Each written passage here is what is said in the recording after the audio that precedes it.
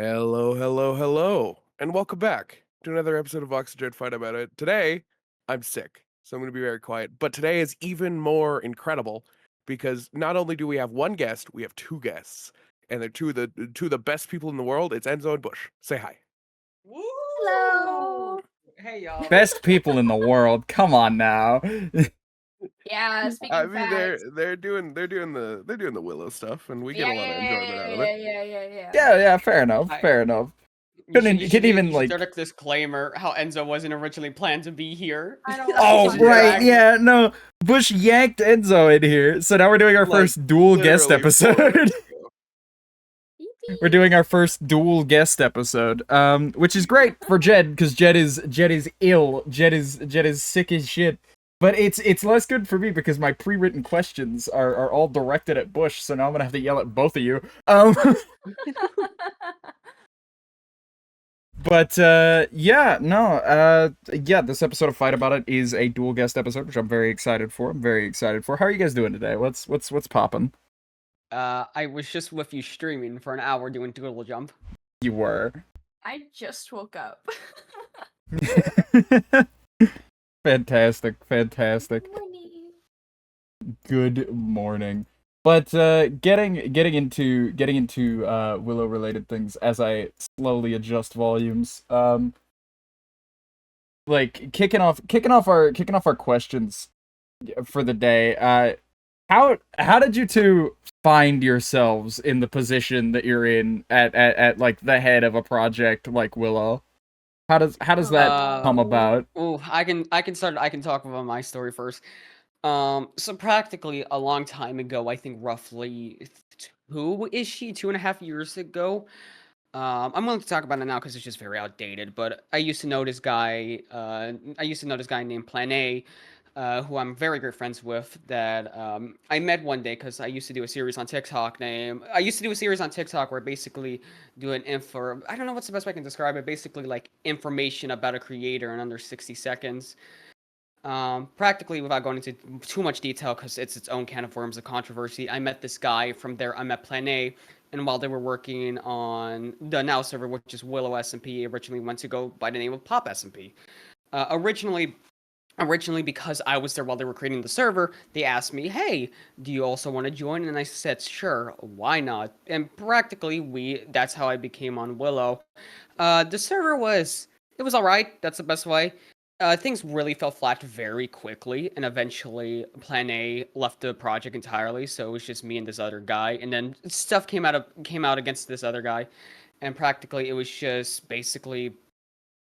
Hold on, let me quickly. Do I not have noise suppression on? And so it's like yelling at me, being like, "Do I have noise suppression on?" No, don't expose me for my private. You guys sound DMs. fine. Don't worry about it. You're not like cutting out or anything. You're very audible. Okay, because I was not sure, but practically Enzo was invited on with the project throughout this time, and then things came out against this guy, and basically it was just me and Enzo with the project. So practically what me and Enzo did is we worked together and basically lifted up Willow from the ground, which is now Willow Season 0, into Willow Season 1, and it went really well, and we're really happy with how it went. And from there, it's just, like I said, there's a lot of stuff I could go on about with the behind the scenes, but that's how Willow started at first. And from there, it was just, a lot of tea. It was basically figuring out what's the perfect team, how to figure out how to do stuff, management, server, players, and a lot more I can go into later on if you like. Enzo. Oh, okay. Well, how I fell into this project is I was just like trying to find like Minecraft creators to hang out with because I didn't really have too many like creator friends. And I found this one guy and he was running this cool server and I reached out and I messaged him and I was like, "Hey, so like you should really let me in this project. I promise like you won't regret it. I'd be really cool." And I like had like an eighth of the following of this guy and he was like, "You know what? Sure, you can join." And then like a month after I joined the project, he got canceled. Really terribly. But in that month I had gained staff status along with Bush, and we were just like, "Hey, we love all the members of this server and everyone else like doesn't suck. what if we just revamped the server entirely and made it a whole new project? So we did, and that's how Willow SMP started.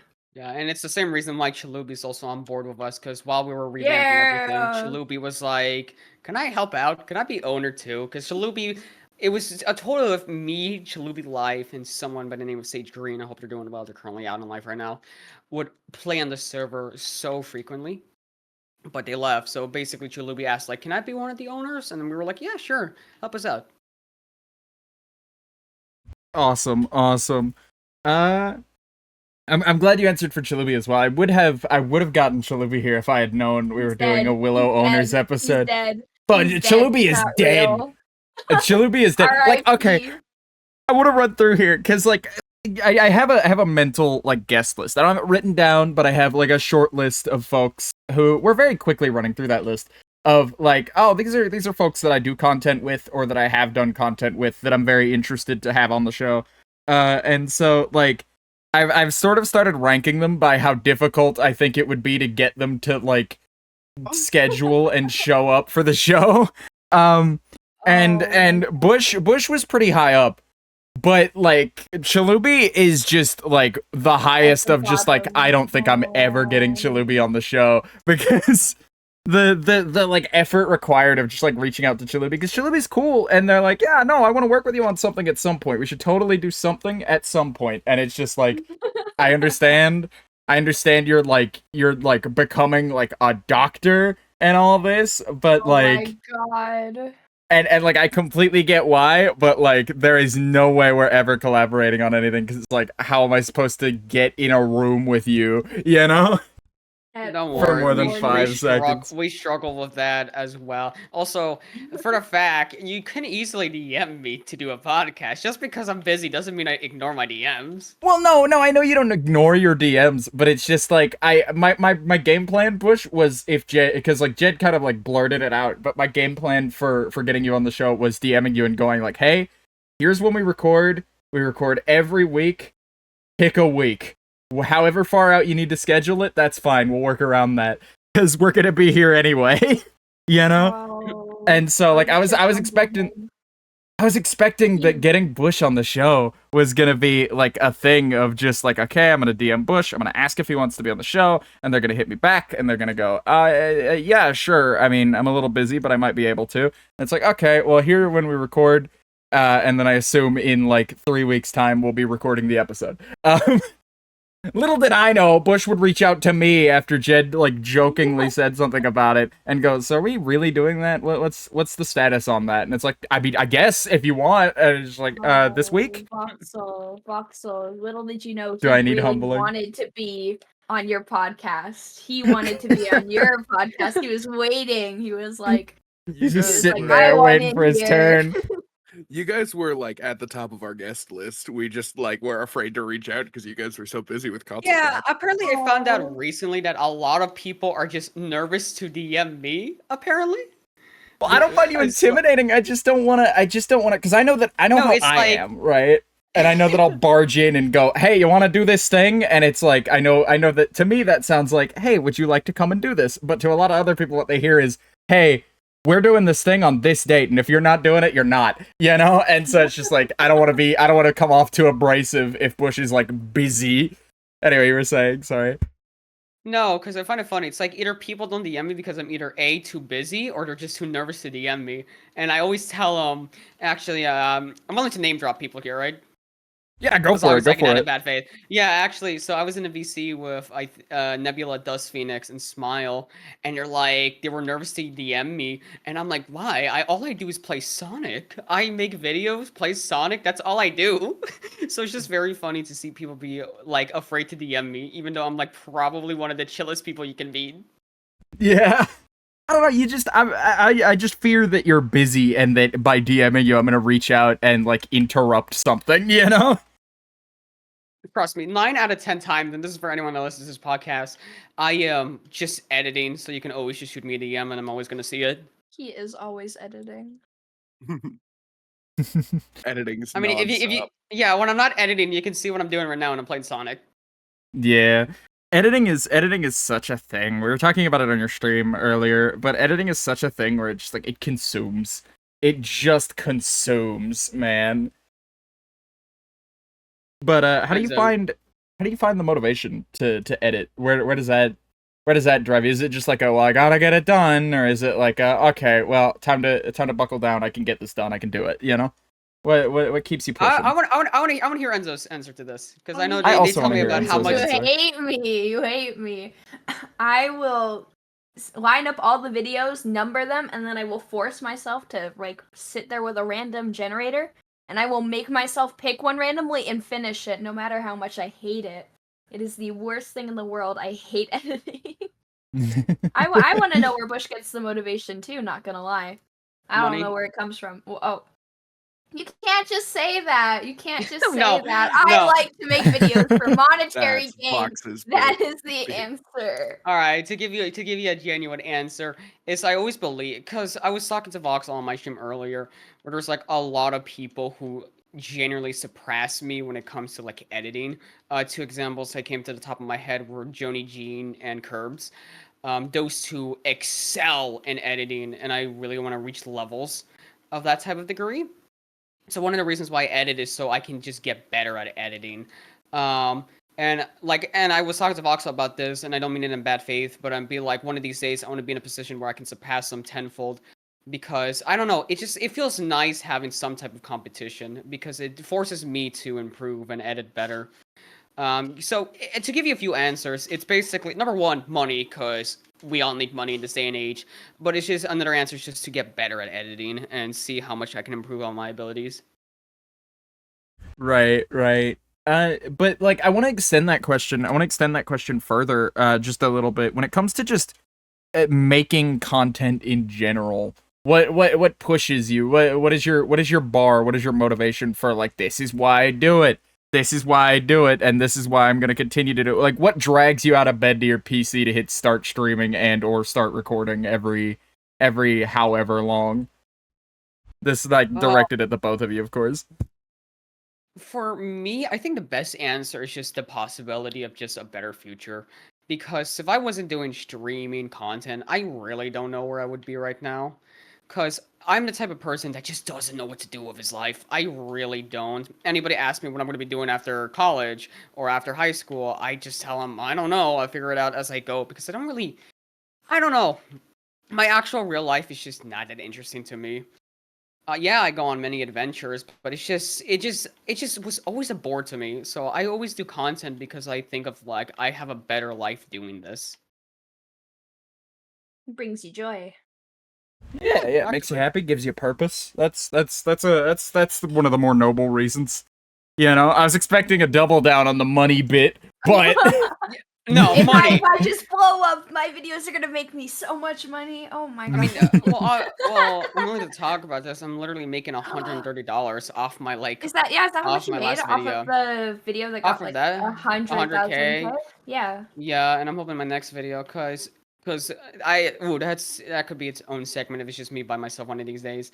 But like YouTube RPM is just such an interesting concept and all the inner workings behind it, because you're literally fighting. Basically, you're fighting YouTube at that point of like you hope you get a good RPM on your videos, and you hope you at least like have enough money for something that day. And that's kind of it, and it's just monthly too. um I'm making right now, I'm currently gonna make like 138, and then hopefully by the end of this month I can aim for 200. But of course that's not sustainable on its own, so I go work with other people to at least have some more passive income. Right, like I don't do any other jobs other than editing, because people always ask me to do a retail or fast food job, but I don't know. I prefer, this is just me, but I always prefer like more corporate type jobs. I'm thinking about the Bush avatar in like a suit working at a McDonald's. put my fries in Yeah, the but If bag, my bro. videos didn't blow up. if my videos didn't blow up, I just can never see myself doing retail or fast food, because like I don't know, it's just be a lot of tasks I'm already used to. It's just rinse and repeat. This time it's just a job and I get paid for it. I don't know. I would prefer to work with stuff with paper, or like documents or whatnot, because some lore about my family is my father's an attorney, and he would always let me work with him once in a while. So I'll take that opportunity to do that job.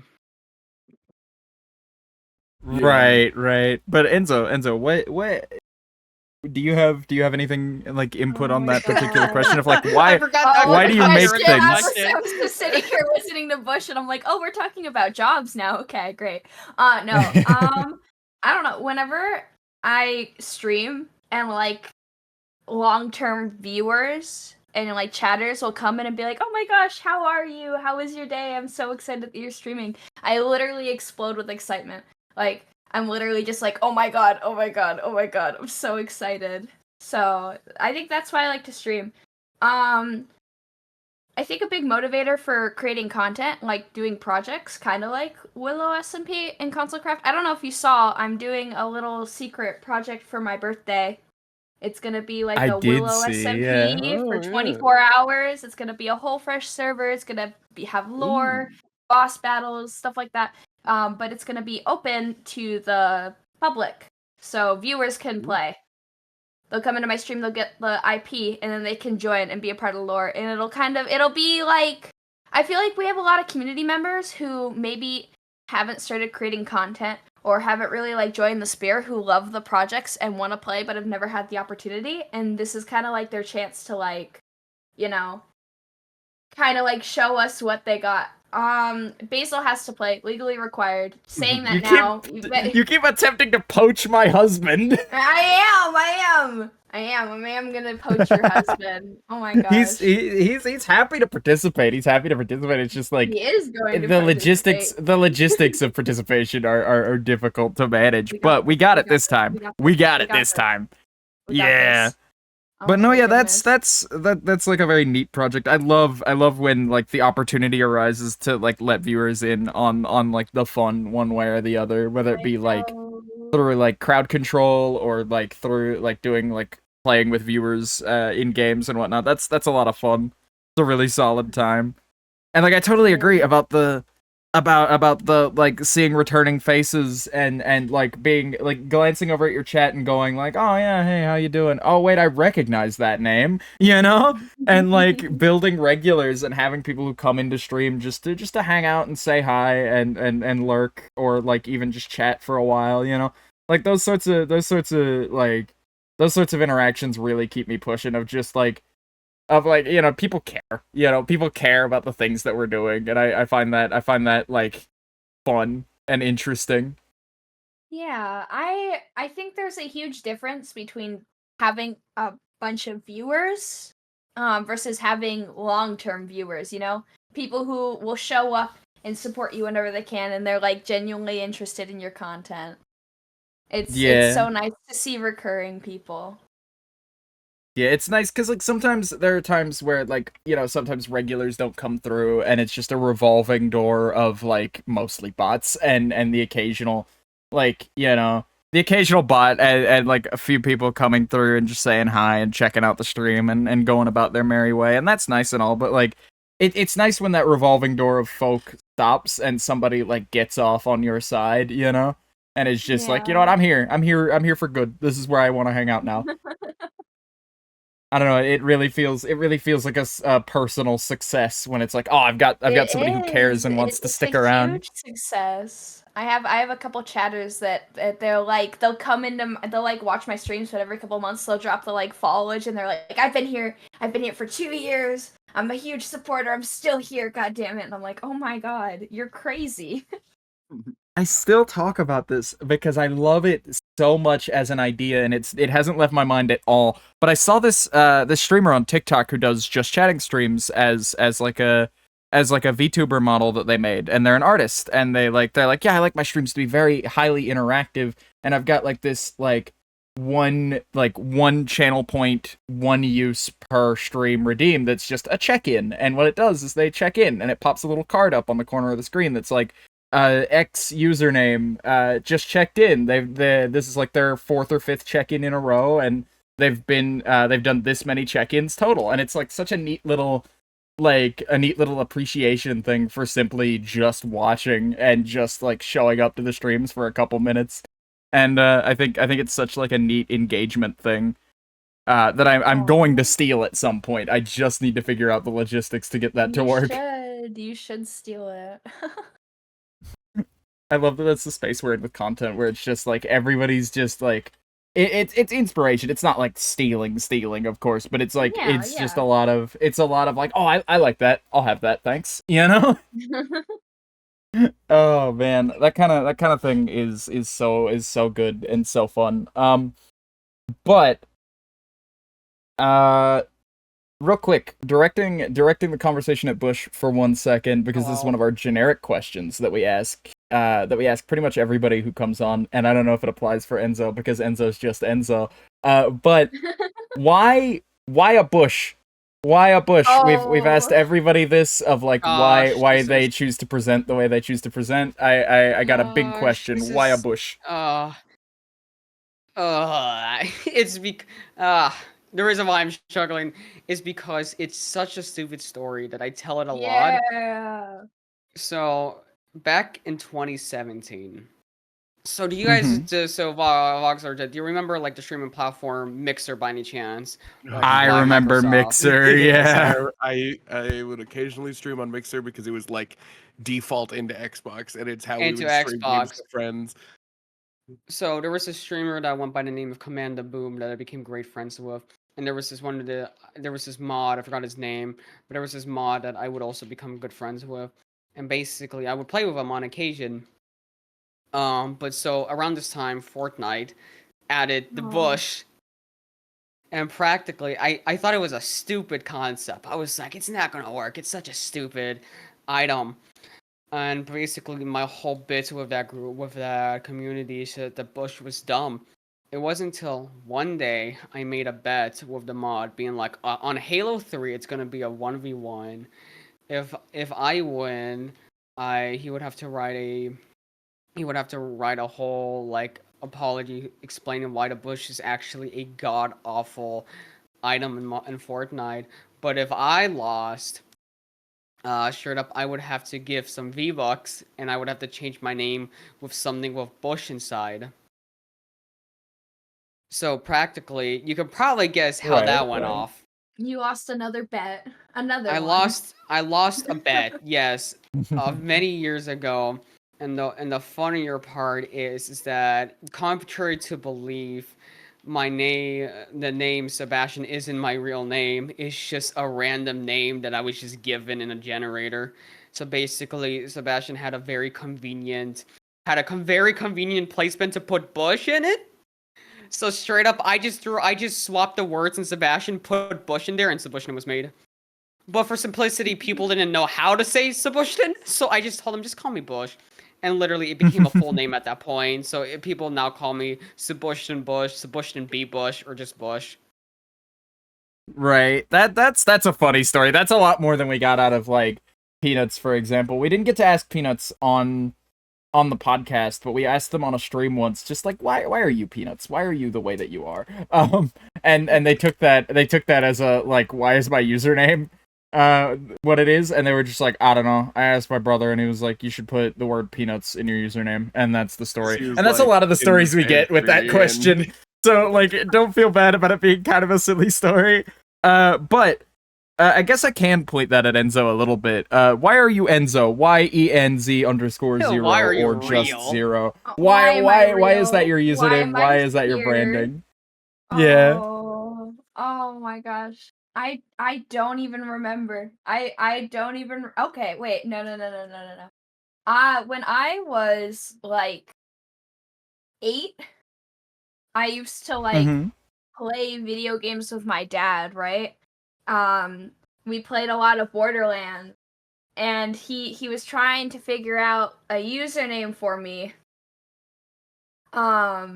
So we played a lot of shooter games like Borderlands and stuff like that.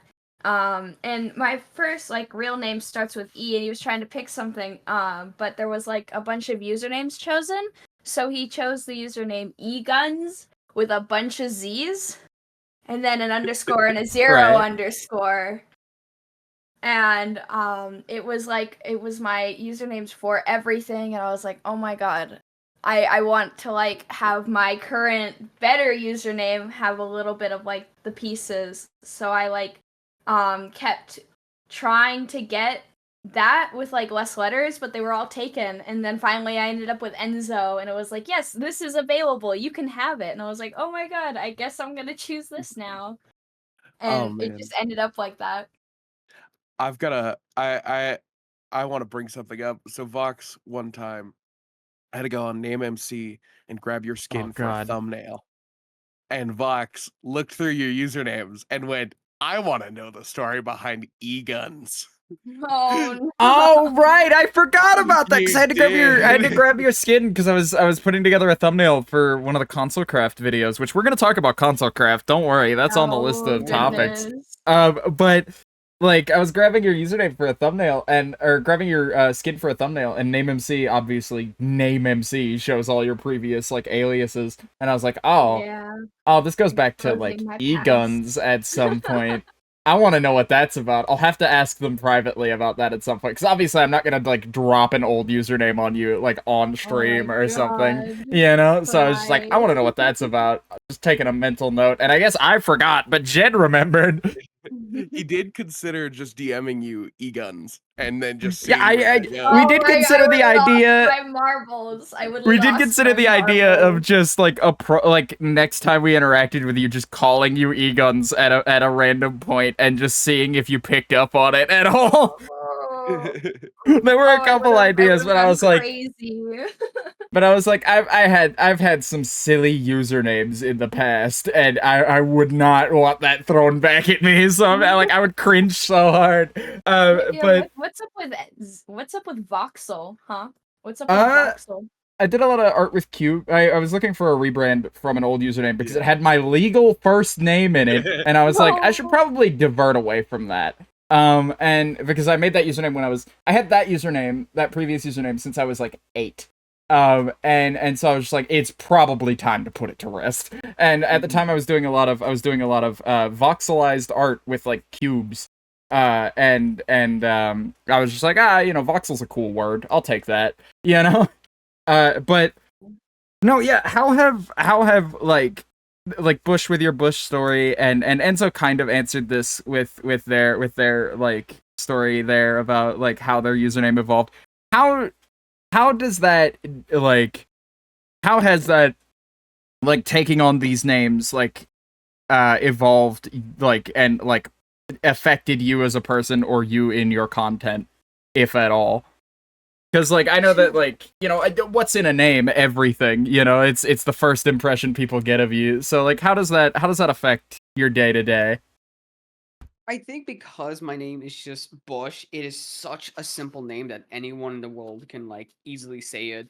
And the goal right now is when people refer to Bush, you don't think of the president, but they think of me. I get a lot of George W.H. No. Bush jokes.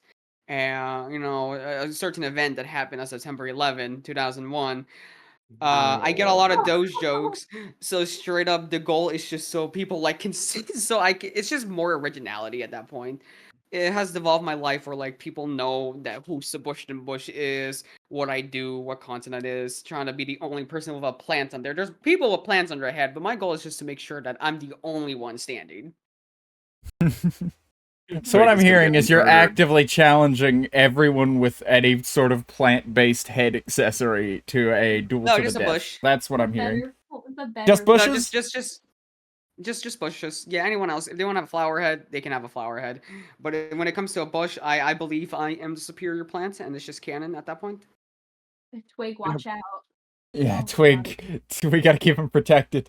But what is it? Moving back to the Willow related questions for a moment, just because that's mostly what I have written down here. What is it like to head up a large such like a large scale project? Not necessarily like numbers wise, but just like members wise. Of just like what are there like 30 Willow members at this stage? Maybe 40, something like that. It's a big number. For I think low. we're That's very 40. low. More 60. It's closer to Really? 60. How do you manage 60 people? What's it like? How do you manage the server and 60 people on top of that? What's the gist on like running this server between the two of you since Chalubi is asleep at the wheel? To be fair, not a lot. Like even if we have like 60 members, it's not like all of them are active at once. More realistically, it's 20, and I think a best way to say it's just because of like how long me and Enzo has been doing this game with everybody. We just kind of gotten used to it. Like whenever there's like a Yeah. drama that happens, or the next big incident, or like, or straight up like we have to add more people, we can handle it because when it came back, I'm gonna go back to applications, and so during season 1, me and Enzo had to take care of through 600 Oh. applications in total. So literally, it was just us, just kind of. I think the best way is BSing our way through it until it worked, and that's kind of what worked for us in the end. It kind of felt like running a huge project to start, but then, it's been over 2 years and we're on our third season. And it kind of just feels like hanging out with like a large friend group, not like running a server, keeping things in check. When Yeah. we log on to play on the Willow SMP, it's not like, okay, we gotta admin, make sure no one's hacking, and why are these people arguing? It's like, no, oh my gosh, our friends are on, we're just gonna play this game. We don't really choose members that are gonna, cause drama or stress us out. And if we do end up having those kind of members, they do end up leaving eventually because we just don't create an environment that allows that, Yeah, of course. But no, yeah, that's just that was the fuck. It's like that stresses that like the idea of like that stresses me out just thinking about it. But I will say though, as an outsider, I mentioned it. I don't think I've ever talked to you guys about this, but I don't think I've ever managed to mention it outside of very briefly in my application. I kept like a vague tab on season 1 because I saw the post about season 1 applications when it opened, and I was just like, I see everybody and their mom applying to this SMP. Like, there's no way that my, like, at the time, less than 100 follower Twitch channel, there's no way I'm getting into that. So I'll let it simmer. And if there's a next time, I'll swing by next time. I'll throw my hat in the ring. And so when season 2 came around, I kind of had to. But I kept tabs throughout season 1. Obviously I don't have that much time to watch every perspective or anything or keep up super duper close. But I did keep up and like just generally with the Willow SMP accounts. And it seemed like you guys were doing a pretty good job of BSing your way through it in a manner of speaking. Like Yeah. it did seem very professionally put together. Very managed. Professionally is an understatement. There was just a lot of behind the scenes problems. There was like a lot of problems I can probably go into. I told Enzo about how vocal I was, but I despise how the staff team was ran during season 1. It was probably one of the most like frustrating season of Willow I have ever dealt with. Really? If you want to get into that, go ahead. Like, I mean, of course, I'm not gonna pressure you. I'm not gonna pressure you into like talking about something. Cause I don't want to ignite any old drama here or anything. Well, but it's not ignite. I just how we originally ran Willow is it just felt too corporate. It was definitely trial and error. I think we've done a lot better in the newer season, and we're killing Oh it yeah, in the no, season I that can hasn't say come that out with. yet. But Oh yeah, we but were like I can trying to tell you run it more like a season 1. company. Yeah, like a company. Like literally there's days where nothing got done because for some reason we thought it was a grand idea to have like staff meetings with a whole team. We need the entire team there and then we have to vote on a decision. And it's just nothing happened. Nothing really happened. It was just so inconvenient for everyone. And it was just miserable because I wanted something to go one way, but everybody's like, "No, we have to keep things the way it is." But it just got frustrating, and then as more time went on, we slowly realized, hey, this isn't a company, this is a friend group running a server. And then by the time season 2 came around, there was a bit of issues at the start, but we finally patched it up. It's the reason why the only people making the big decisions is me, Enzo, and Chalubi on occasion. But it's just because we don't need a giant staff team to make decisions. We'll have volunteers to help us and our staff, but to actually make decisions, it's just me and Enzo. To actually just say how things go. right. Well, it's good that decision making is more centralized because what is it? Was it I forget the name, but there is a very, very old church that's run by like a preservationist committee. It's a very famous church, and I'm gonna feel stupid for not knowing because somebody's going to comment about it, and I'm gonna feel dumb when the answer is given to me. But the story goes as follows: this committee that preserves this church and preserves a lot of like the artistry within it, and a lot of the like historical aspects of it. At one point, for a window repair, somebody had to put a ladder up to get to a window, like a very rickety, very like old school wooden ladder, just leaned against a wall, and they had a multi-year, several committee meeting thing about it for like over a decade of just like, all right, next thing on the docket, do we move the ladder? Who wants to move the ladder? That guy who came through, who fixed the window, left there. No? No, we're leaving it? Okay. And so this ladder was just like in the walkway until somebody eventually came through and just stole it. They just like took it down themselves at a certain point after like a decade. It was like a historical thing at that stage. It like became a part of the monument that like, here's this ladder that nobody on the committee could make the decision to move, even though it needs to be moved, you know? And I feel like you can like there's a lesson to be learned there in just the like you can over committee like not every decision is a committee decision. Like sometimes you have to be able to not like necessarily throw the opinions of the others aside and do things, but like sometimes things aren't significant enough to warrant that, and like a committee can end up making them larger issues than they actually are, you know? Oh, 100%. Like I But think no, it yeah. was it originally 6 and so on staff, and it had to be like It was 7. It was it 7. was It was 7. stressful because it's at the end of the day, what me and Bush kind of realized is it's a Minecraft server, and though we want to run Willow SMP, we want to be able to do charity events and host big events, and we want to get our name around, but we don't want it to be like a business. And when it started feeling like that, we were like, okay, we got to get out. And it's just so much easier if Chalubi will come back from the grave sometimes. He's in school right now, so we're not mean about it. But when we want to do something, me and Bush will just sit down and we're like, okay, here's the idea. Let's like do it. Let's make it a thing, And of course, it doesn't mean we're gonna ignore our staff team. It's just like if someone genuinely has an issue or like a suggestion, we're gonna listen to it. But when it comes to actually making like decisions, like inviting a member, how many mods I need to add this time, but I have supervision. It's just we no longer need like a whole meeting for that because it needed to be a majority vote, and it was just so obnoxious, and I just hated it. There was time. I'm gonna be honest. There was multiple times where I really wanted to quit the project because it just wasn't worth it anymore. Yeah, that's something I wanted to ask you about at a certain point. Was Bush, here's a hard-hitting question. I thought this was very reporterly of me to ask.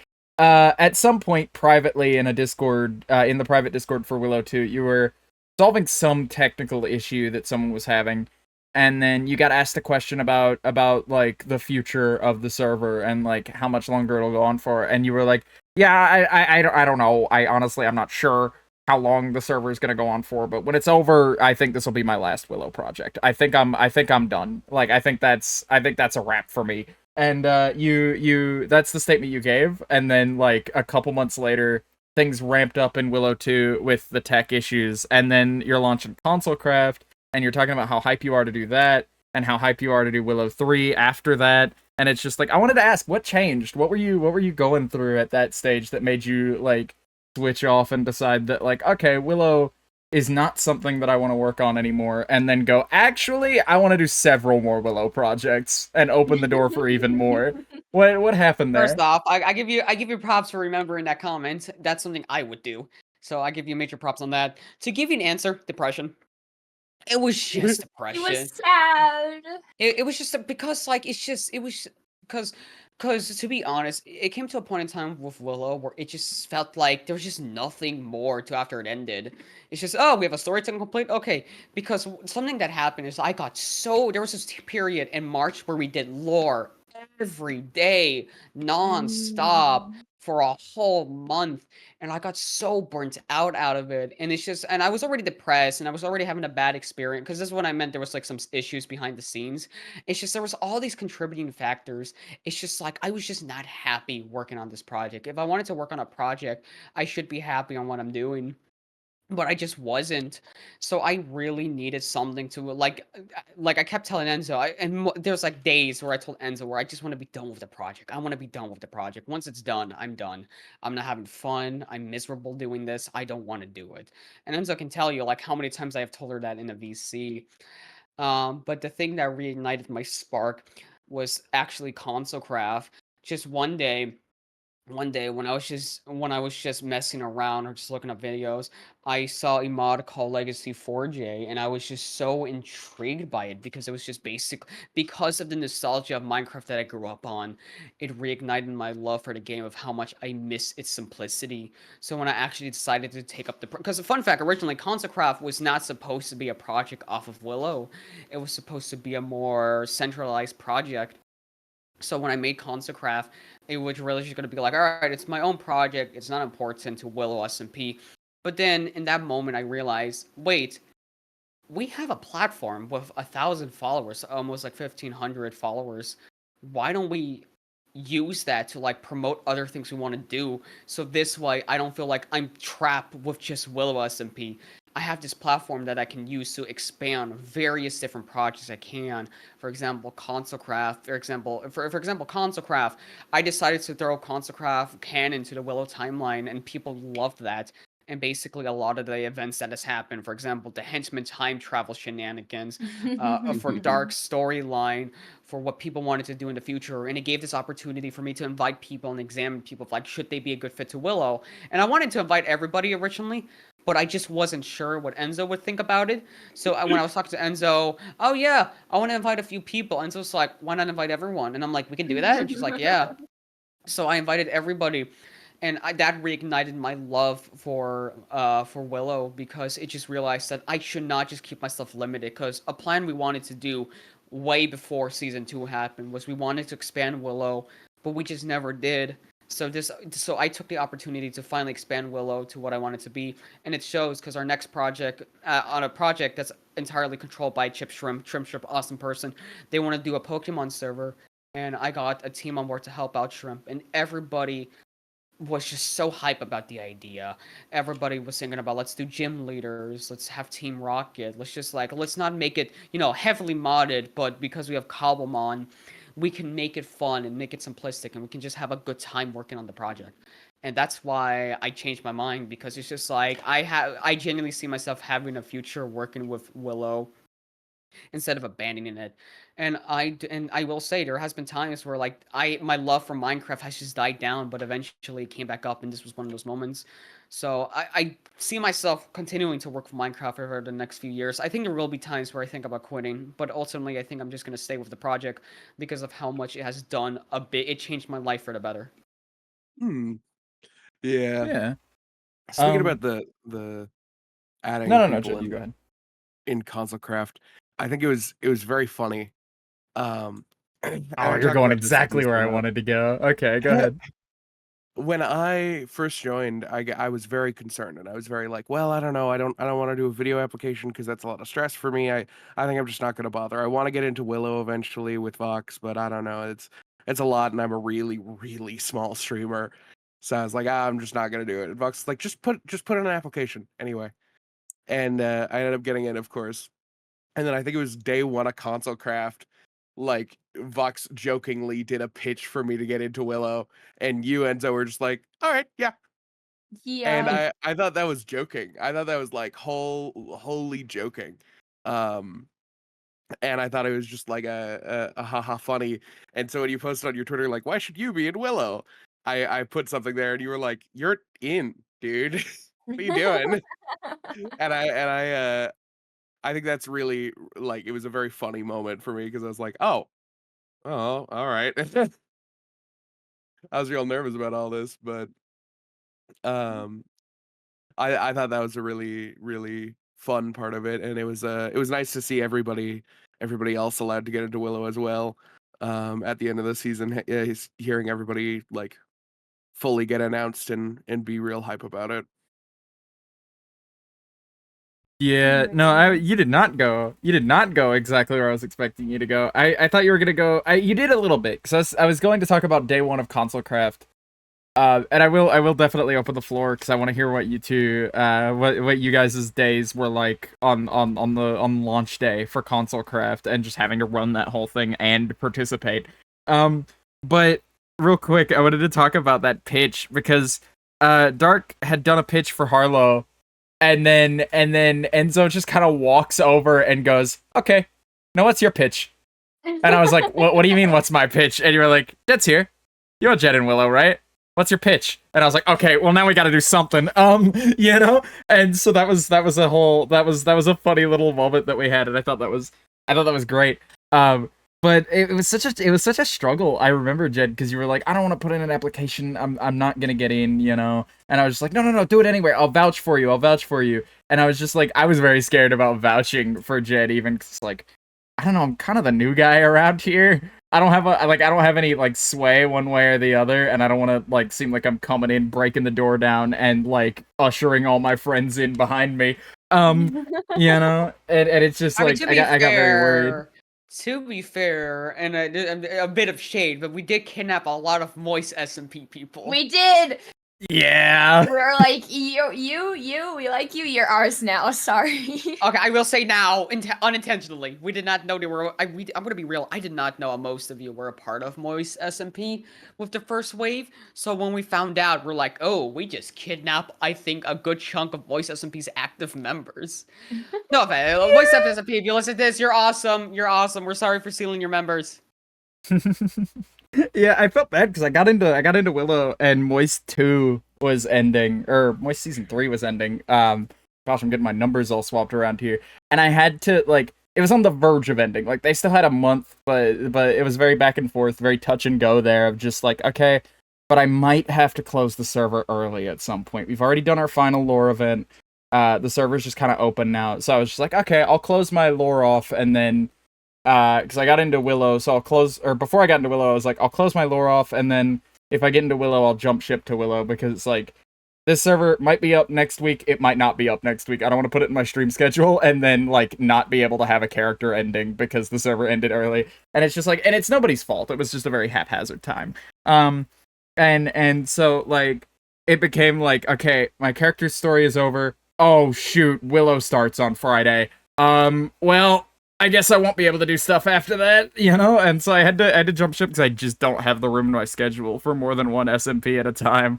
And so it's like, oh no, I gotta like dip. This sucks. So it felt very bad on my end because I was like, oh no, I do look like I just got poached. But I do want to ask. Now that I've gotten that like story out and everything. Now that we've talked about that. What again? Rolling it back around. What was day one of console craft for you two? How was like running the server and doing the first technically non-Willow, but kind of Willow project in a while? How was that? I think it's just me because this is how I remember. I think Enzo just hanged out and gamed with everybody while I was I was nothing. managing. I was the one. Because I just threw Enzo's name as helping me in creating the server, but in actuality, I named the server. That's what I did. sorry, my bad. Enzo named the server, but when it came to Sitting in a VC with somebody while they do all the work counts, I'll have you know, as being a co-creditor. Yes! Yeah. So Voxel gets it. You know what? I may not be big in these projects, but I sit there the entire time while they're being planned. I'm a cheerleader. We need a support system. There have been a few times where Vox has just like, oh yeah, no, you're doing a great job. When it's like, I'm doing all the fucking work here, dude. But yeah. I have things to work on. Anyway, to back answer your to question, yeah. Oof, I just remember, like I said, in case you didn't know, Jed, I'm an avid listener to the Vox and Jed Fight About It podcast, and I was listening to the podcast where you had Krim on it, and you guys were like, yeah, Bush, for being such a young guy, he does so much, and you're not wrong, I do a lot, but I think it's just because of my urge to always help somebody. So that's why I'm always working. Because straight up, it's just honestly, it just at that point, it just feels that's kind of my job. I just help anyone with technical stuff. But at the same time, not to do a jab at anybody, most of like the very simple issues like GUI or whatnot can easily be found in the settings. Yeah. Because it's just like if it's like when I mean technical stuff, I mean stuff like you can open your mod pack is just not working, right? Your mod pack is not working, or like you're not whitelisted. Those are stuff I would like people to come to me about. But it's just more of like, hey, if it's a GUI issue, it's probably in the settings. Mhm. Yeah, you could probably manage that. I don't know, Jed, did you ever figure out the like small UI thing you were getting? Yeah, it was because I didn't take out the mod that I was told to take out. Oh right, you left immediately. Essential in the mod pack, even though Yeah. everybody said not to. You fool. Literally I forgot everybody about that was issue like, entirely "Take it out." until we were talking about UI stuff just Yeah. now. Yeah, but I'm not gonna be like, you're coming to me. I'm gonna help you out, but it's just more one of those things where if like people just quickly just check like their settings, they can easily figure it out. Because like I think I will note that you guys did comment on the Chrome episode is that like a lot of people come to me and there's a whole staff team. Yeah. Yeah. Like there are other people you could reach to, like not that like you're unreachable or off limits or anything, but it's just that like I'm helping 3 people right now. Like I you're not the can't help only you. one capable of helping, yeah. Yeah, and it's also to lessen the work on my end because straight up, like I'm already doing a lot. If like, it's like if like somebody can like lessen the work for me, that would save me a ton of time. Just lighten the Yeah. load a little bit, yeah. Yeah. But no, yeah, Enzo, what was like again, you didn't do a lot of the management stuff, but like how did you feel about the launch of Console Craft? How did that go for you? I had so much fun. So if you didn't know, I have 3 younger siblings. Mhm. And our main connecting point is playing Minecraft together on the PlayStation 3. So Wow. getting to go and play console edition again, I was just sitting there and I was like, oh my god, my heart, I'm gonna cry. Just messing with all the settings and everything being the same, and just like seeing everyone else also interact with it. It was so much fun. I really enjoyed that project. I enjoyed it a lot as well because it was just like a 1 month project. There wasn't too much commitment while also being able to have all the fun of being a part of a Minecraft server, and the lore and all that, without being like, oh my god, what am I gonna do next month or the month after that for lore, and like committing to it. Right. I don't know. It sort of did the opposite for me, where I was like, I'm happy to have a short-term project. I'm happy to be more involved in lore. I'm happy with how small the world is, and I'm happy that lore is very constant, and I don't have to plan super far into the future. Except we did because of Jed, and that was my fault actually. But like we did have to plan for the future, quite literally. But we did a lot of short-term lore, and we were able to be a lot more haphazard with it because it's like, okay, it's fine. This is for a month, and then it's over. But like it like as much as that like appeased me for just like short-term lore, it got me thinking about, if look at all we've accomplished over the course of Console Craft. Imagine what I could do going full force into some lore for a bit. Imagine what I could do with Breathing Room to play the video game in between. Oh, yeah, Bush. Speaking of like long-term consequences from this sort of thing, the Zero Vault that we made that survived had a command block in it. So that's Yeah, I was listening. I Yeah. was listening to the podcast when you guys talked about it. So it's just one of the. Yeah. So to give the story on that command block was actually for Sin, but they couldn't find it because somebody poached the command block. So I It had to was make a second one because do you guys remember where you had to fight Herobrine inside the Minecraft sign? yeah. Right, yeah. Yeah, the block that was given to Sin was the command block that was placed down. But the original one got Oh. poached, so straight up I had to make a second one as a backup. Oh, I feel so was bad. the one who Okay, well, poached that's it. not our fault. That's not our fault. No, Twig had it, I- and Twig like heard like, oh, No, we're supposed to be looking for these. We found one already. Do you guys like want it? And they were like, we'll need it. Give us like 10 minutes, and we'll come and get it from you. And then just nobody ever came to collect this command block. No, So we just they sort of collected sat on it. coins. But for me, I dropped out of the dropper because it would make you like one of the respawn points is above like a village. Sand, yeah, just sand, Yeah. and then Yeah. like nothing, yeah. And I fell in there and I went inside of a house because I was looking for a bed because I was gonna reset my spawn. Oh no, point so I that's what could go happened. back It's a to different spawn. one. And I found it. I found it just in a village house, and I was like, oh, cool. Yeah, that was meant for So I Sid. took it. So when you found it, it's just like Sid was like, I can't find it, and I'm like, what do you mean you can't find it? It's in a village, or it's in a sand village, so I have to throw it into the well because apparently somebody poached it. Like I'm not mad about it, but it's just like, well, that's just inconvenient. Well, because we assumed I remember the story now. I got it backwards because I was thinking about Twig's command block that actually did end up getting collected for the thing. But like we assumed like, oh, I guess nobody ever found this one. I guess this one's just spare, you know? So it's like, I guess Yeah. we'll take it, you know, because like we assumed that was for the lore that wrapped up like a week ago. So it's just like, ah, we'll take this, you know, for henchmaning. Yeah, And Like, so I like, didn't- yeah, go ahead, Jed. Go ahead. I didn't have time to reach out to anybody about it because I would have, but I literally found it 2 minutes before I started streaming, and I had to get back home. So I just scooped it up and I started running back home. Our respawn points were we did the dropper for fun, just because like we saw the map was still there, and I was like, we'll go do a dropper real quick. We got like an Yeah. hour till stream. We'll hang So out all for the a minute. all the games were meant to be like replayable after they were done. The only Yeah. game that was not replayable was Murder Mystery, and Murder Mystery had its own issues, but you know, I plan to remake it for season 3 as more of like, hey, I learned from last time. Sorry for the scuff and very poorly made version. Right. But no, yeah, it's I heard somebody got stuck in the rafters of the mansion for like the entire game and just like got forgotten up there. I can't remember who it was, but I thought that was a Wizard. funny story. Oh, right. Yeah. But Yeah, like I said, fucking- I am not proud of that Murder Mystery, but that's why I learned because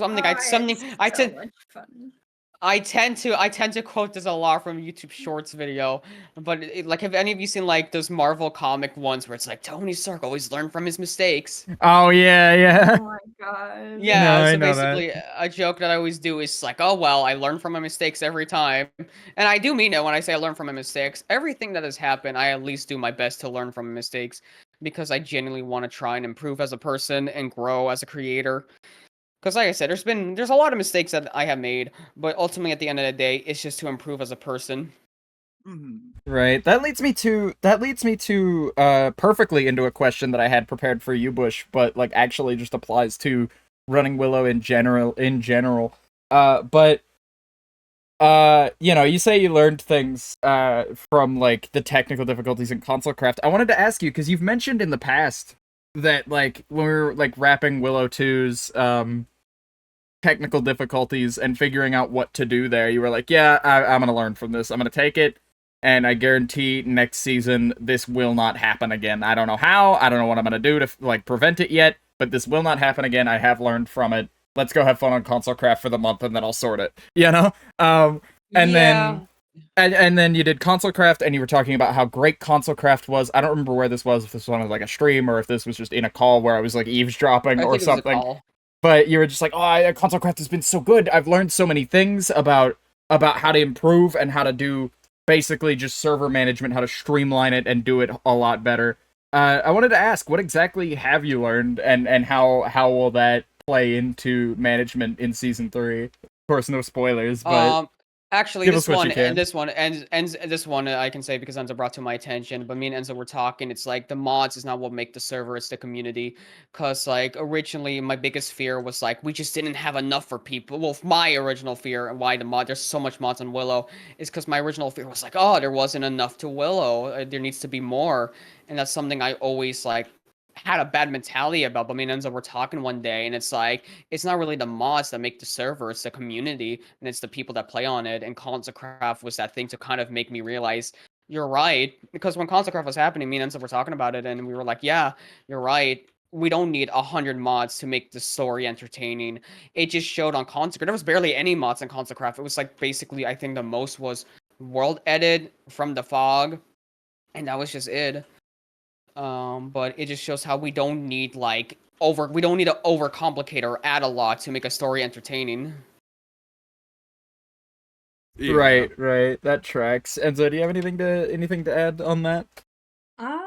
I think we're gonna handle planning events way differently now. I think it was kind of brought up a little bit with the murder mystery. Bush is like, I could have done so much better. It was a lot of fun, and I think we just need to kind of like take steps to improve how we did the murder mystery and put that mentality into our events. Because people on ConsoleCraft really enjoyed the like planned weekly events. And I think if we just like, especially like what you said with having more breathing room and being able to play the game on the server, not being rushed, we'll have a lot of times to plan events properly so that they can be like the murder mystery event, but 10 times better. Mhm. Yeah, and other things I also to go back to your question of like things I have learned. Um unless sorry, it's just stuff, it's like command blocks. I've learned how to use a lot of command blocks for ConsoCraft because I straight up I just don't know. I just really love command blocks, and I'm gonna admit this now, and everyone's gonna call me a poser. But the reason why I know so much of the command blocks on the server is because I just chat GPT everything. Hmm. Like, that's not a joke. Every particle you have ever seen on the server is just because I just went onto ChatGPT and be like, hey, I need a cool particle. Can you teach me? And it gives me a code to copy. Yeah, just copy pasting codes. Yeah. Yeah, Well, no, no, yeah, no, because that's it's what I like I do. don't know. The Minecraft code system, like the command system in Minecraft, can get very convoluted very fast once you're working with Oh, more yeah, than it like does. one 100%. variable. And so like I completely understand wanting to automate that, and it's like, hey, can you? Here's what I want. You figure out the syntax for it, and I'll just copy paste it in. Yeah, and You just know? as an is for anyone watching this podcast, in case you do anything, please use AI as a tool, not a replacement. I Yeah. beg you. ChatGPT Yeah, wrote all these questions for us. No, no. not even. Yeah, cause like I said, I do not like AI generated art. I do not like those type of stuff at all. But I believe AI can be used really well as a tool to help out people, and it has been shown before. Like AI can be a good tool, but if you use it as a complete replacement, then there's no point at all. Mhm. Right. It's important to not like rely on it, but it's a tool that definitely can be used for things like that. I feel like are the prime reason. That's what makes it so sad. Like all the misuse and all the like the reputation that AI has are so sad because it's just like losers and like quote unquote AI artists are ruining what could be a very helpful tool for artists Yeah, where like, you know, whereas Yeah. like they're using it to make the entire art or make the entire thing for them, and it's just like you're supposed to use it as a side tool. You know, what are you doing? yeah. Like I will say, other than command blocks, that's been the only time I ever used ChatGPT to help me because command blocks are just complicated, man. It's just convenient to just have somebody tell you what to do and just copy and paste it. But other than Yeah. that, I'm a firm believer in being like, hey, make sure that you try because ConsoleCraft is built. It kind of just shows how like AI can never replicate something like ConsoleCraft. ConsoleCraft was a marvelous experience built from the ground up, and we had no support from AI. So I don't know how we got to AI to this topic from how much I learned, but I might as well throw that out there. Yeah, no, Mhm. it's that's the beauty of podcasting. You end up in some interesting places and you have no idea how you got there. But no, yeah, I'm glad to hear that things are going well. Um I'll open this to the two of you. I brought it up on stream, or I brought it up on your stream earlier today. Uh but I heard you two might have maybe given away the start date for season 3 live during Stardew Valley. You want to talk about that? Yeah. Yeah, it's gonna be the first weekend of August, so the like what, second or third? Is that what it is, Bush? Oh no, he died. I think it's the Ye- second or third. No, I'm Yeah. Yeah. good. No, I'm good. I'm good. Sorry, just someone came in. But yeah, we decided August 2nd or 3rd. Well, primarily one of the reasons is it would have been sooner, but one of the reasons why we had to push it to that date is because a lot of the mods we want is not updated to 1.21 because that's what we settled on Willow to be a 1.21 world. Mhm. So and a Right, lot of the right. mods are not updated. And I am a firm belief that a lot of the mobs are still not going to be updated. So practically, unlike last time, I think there's just going to be a total of like 2 mod updates. The first one and then the second one, which adds like a lot of the things we wanted. Okay. Yeah. Yeah, no, I get you. Jed, you got a question? Vox. No, I have a story. Oh, Vox. I'm sure you've Last heard about time. my many slip ups, but this one is Vox. somewhat new. Last time I we were recording the podcast and we recorded a whole hour because of some technical issues, and we had to redo it. But in that hour, Vox instantly, 7 minutes in, goes, yeah, and and due to my scheduling and all that, like, and like Willow is starting on the second or the third, so I can't really do that. And I was like, Vox, are you allowed to say that? And he was like, oh, I don't know. Yeah, because like Jed And goes, is that public? Can we say that? And I go, I'm not sure. So I'm kind of glad we had to throw that recording out regardless. But I need to, like, I feel like now is the time to get this off my chest. Nobody should ever tell me anything before it's public knowledge. Like, I love knowing secrets. I can't keep them when it comes to content. It just falls out of my mouth immediately. And like, I don't know. I don't think I've ever been like. I think there are people who are worse than me regularly on the server about that. So I don't think it's ever been like a problem, but there have been times on stream, just like an hour or two in, where it's like, hey, what are you streaming next week? Oh, just this big secret project I'm not supposed to say anything about. Oh, wait, And it's like, oh no, I've revealed it early, And it's like, well, come to find out, somebody else had already revealed the start date for Willow 3, and I didn't have to worry so much. Full transparency, Enzo. When ConsoleCraft was first starting, and you texted Vox like, "Oh, Jed got in, by the way." Shh. Vox told me the instant it came in, and then saw the shh. Well, I read the message out loud. I was looking at the corner of my screen, so I was like, "Oh, I just got a ping. And it says Jed got in." It says Jed got in, and then Jed is in the call with me, and he goes, "What? I got in? Are you serious?" And I go, "Yeah, man, it says it right here." And then I see the shh up here, and I was like, "No, hold on. Actually, no. Forget that I said anything." I felt so bad immediately because I was like, I'm supposed to keep that a secret. Vox is the worst. That's so funny. Like, I am the worst. I am like the biggest leak of all time. I can't keep it to myself. It's so horrid. Note to self: don't tell Voxel. Don't tell Voxel projects. Don't tell me about anything. Speaking of things that I've already been told about that we can't take back now, this shrimp project details. That's how it's written. That's how it's written in my notes here. The rest of these are fully written questions. This question says Shrimp Pixelmon project, comma, details, question mark? That's it. So actually, and the name we're going under that we want to change, and I don't think we have made it public, but we have dropped it. We haven't announced it publicly. Hey, yo, reveal? But then we just, we have said in other streams. Sorry, podcast. It's not a reveal. But names we have decided to go by is Willow Media as our new name for Willow SMP. It's basically all of our Willow projects, but it goes under like a new brand, so it's now Willow SMP. And we decided Willow Media and Shrimp's project, which is I don't think we have the name. I don't think the name is public. Not yet. But no, the name is not public. But basically, it's a Cobblemon server, and basically, it's a way for Willow Media to extend its reach. So basically, Shrimp will have full control over their project. And basically, what we'll be doing is just giving the Shrimp the support they need. So if that's just the server itself, the team itself, and it has proven, by the looks of it, well, because we have a lot of plans for the server already. And basically, I don't really know a release date for it, but I do know it's gonna be after. It's gonna happen sometime when Season 3 happens.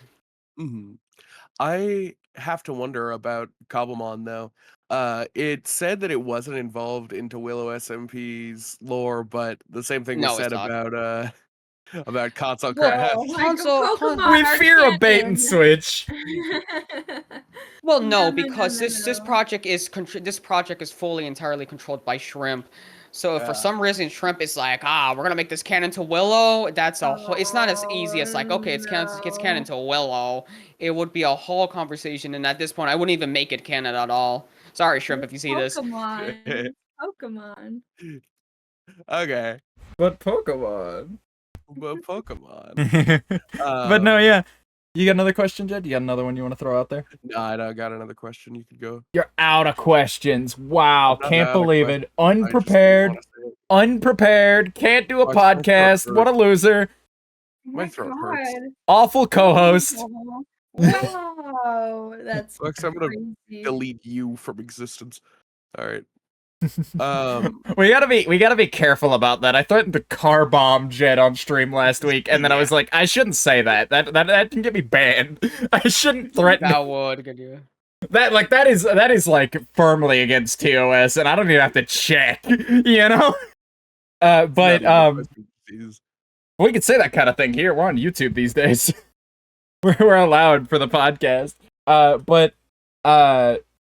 another question though: between the two of you, do you prefer pulling the strings behind the scenes and being the cogs in the machine, or is it more of a, or are you more into the like actually playing the game and being a part of the lore and involving yourself in events and whatnot? For me personally, I 100% prefer. I prefer pulling the strings of the entire series. My character Bush, the best way I can describe Bush is, I don't know, G-Man from like Half-Life. He like appears occasionally, but he's never the main focus. And if he does appear, it's because of something very important. But I prefer like pulling the strings so much because I don't know. And in Minecraft, in case anyone hears, but I prefer just tormenting our members and pushing them to their limits. Oh my god. I See, love traumatizing our members, he says. Vox and Yeah. I joining ConsoleCraft have thrown a wrench in that, and instead we will use our time travel powers to torment you. No, Yeah, no, we can turn it go on. around on you. That was a bit that I started throwing around in ConsoleCraft a little bit of just like, what if I just went back and just like killed Smile before he did the thing? Just and like everybody for like lore reasons or out of lore reasons mainly of just like you're gonna fuck everything up. Oh Like my we're like God. no. Like, there was a reason we blew up the time machine and burned the Yeah. pieces. Like, that was a end all of just like, you're not doing this shit again. We gotta have an The excuse funny why we thing can't. is that he knows how to do it again, and if there is another Willow project that's in a different part of the timeline, he might do it again, but he'll be more smart about not talking about shit. Yeah, you'll be more smart about not giving specifics, because like we had this whole talk, me and you, Jed, about like when we were planning this time travel thing of just like, and we had it again. We had the big version of it the day of, where I was like, we're setting up the time machine stuff. Remember, when you come out of that time machine, you've got to be a fully developed character. Because you got to give yourself room in Willow to do things and then come back and evolve as a character and end up where you are. So any character development you want to do over the next year, get it done in the next 5 seconds. No pressure. Go ahead. And make sure you keep your mouth shut about future events, or at least speak vaguely so that like there's a little bit of room to play around with it. And he was like, yeah, no, I can do that. And then starts spouting Willow 2 specifics immediately.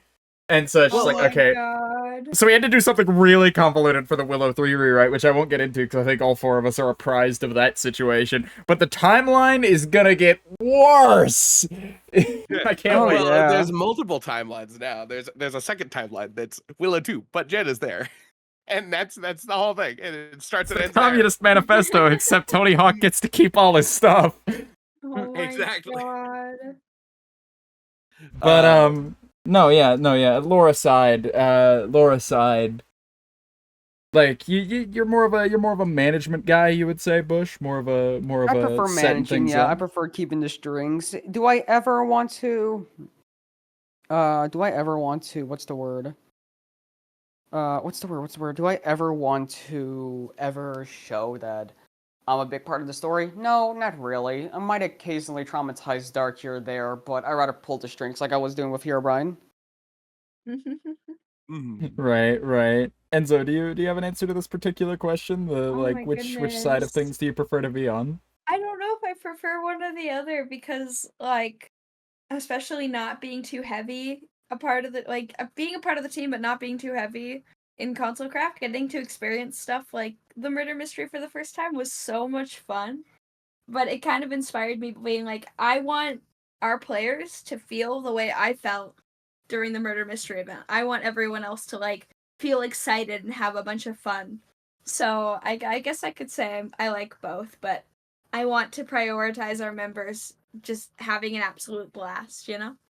Mhm. Right, because I definitely like for what it's worth, I can't speak to like everybody's experience, but I can speak to my own of just like here, like I definitely, especially during console craft, felt that felt like I was sitting at the head of the table, and the mod team just kept bringing me more plates worth of stuff, and I had to do nothing about it. Just like I get to sit back and just enjoy this and be like the benefactor and like enjoy the fruits of you guys' labor, basically, and just play the game and have a good time while all the management stuff is dealt with by Bush in spectator mode several feet away, typing frantically. Mhm. Oh my gosh. I do want to ask you though, Bush. Speaking of, because it's like I know you do. I've mentioned this on the podcast before with other guests, so I don't know if you've seen. I don't know if you've heard us have this conversation before. But I'm sure you hear a lot of conversations because you do like the Herobrine stuff where you're spectating around and making things happen, and then Oof, like yes. then I there's will then say there's this. like other instances like that where it's like. So I remember there was one time where you did something that I know for a fact From the Fog cannot do, and so I was like, okay, Bush is around the corner making something happen here. I know what conversation we were having 2 minutes ago. I wonder what kind of weird shit Bush hears on a daily basis, just kind of snooping around accidentally. Oh my God, no. And so I gotta ask. Oof. It's not that bad. Sometimes I try not to actually intrude onto people's personal lives unless I'm into haunting. Oh yeah. But there is an occasion where I would actually like hear like snippets of people's like personal lives, and it's like I don't think I should be hearing this because it's just an invasion of privacy. But if it's like something like that's not personal, I tend to stick around just to listen to the conversation because I'm just intrigued if that's just Oh like my content creation. God. Right. If that's just content, if that's just- content. If that's like content creation or like a project that is happening, I like to just sit there and listen once in a while as I'm haunting. But when it comes to personal Yeah. lives, there will be times where I have stumbled upon people's personal lives, and I try my best just to like leave the area because it's not for me to listen to. Right, no, yeah, I'm just picturing Herobrine, like the character Herobrine, just like getting ready to scare the pants off somebody and like creeping up behind them. It's like, oh, that's that guy's social security note. He's talking about his like, oh, okay, I gotta, I'll come back, you know, Yeah.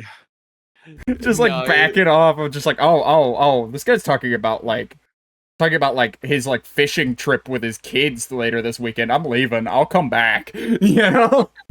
Like, Oh my gosh. That was a bad Oh, man. time. Vox and I have really weird non sequitur conversations when it's just Vox and I.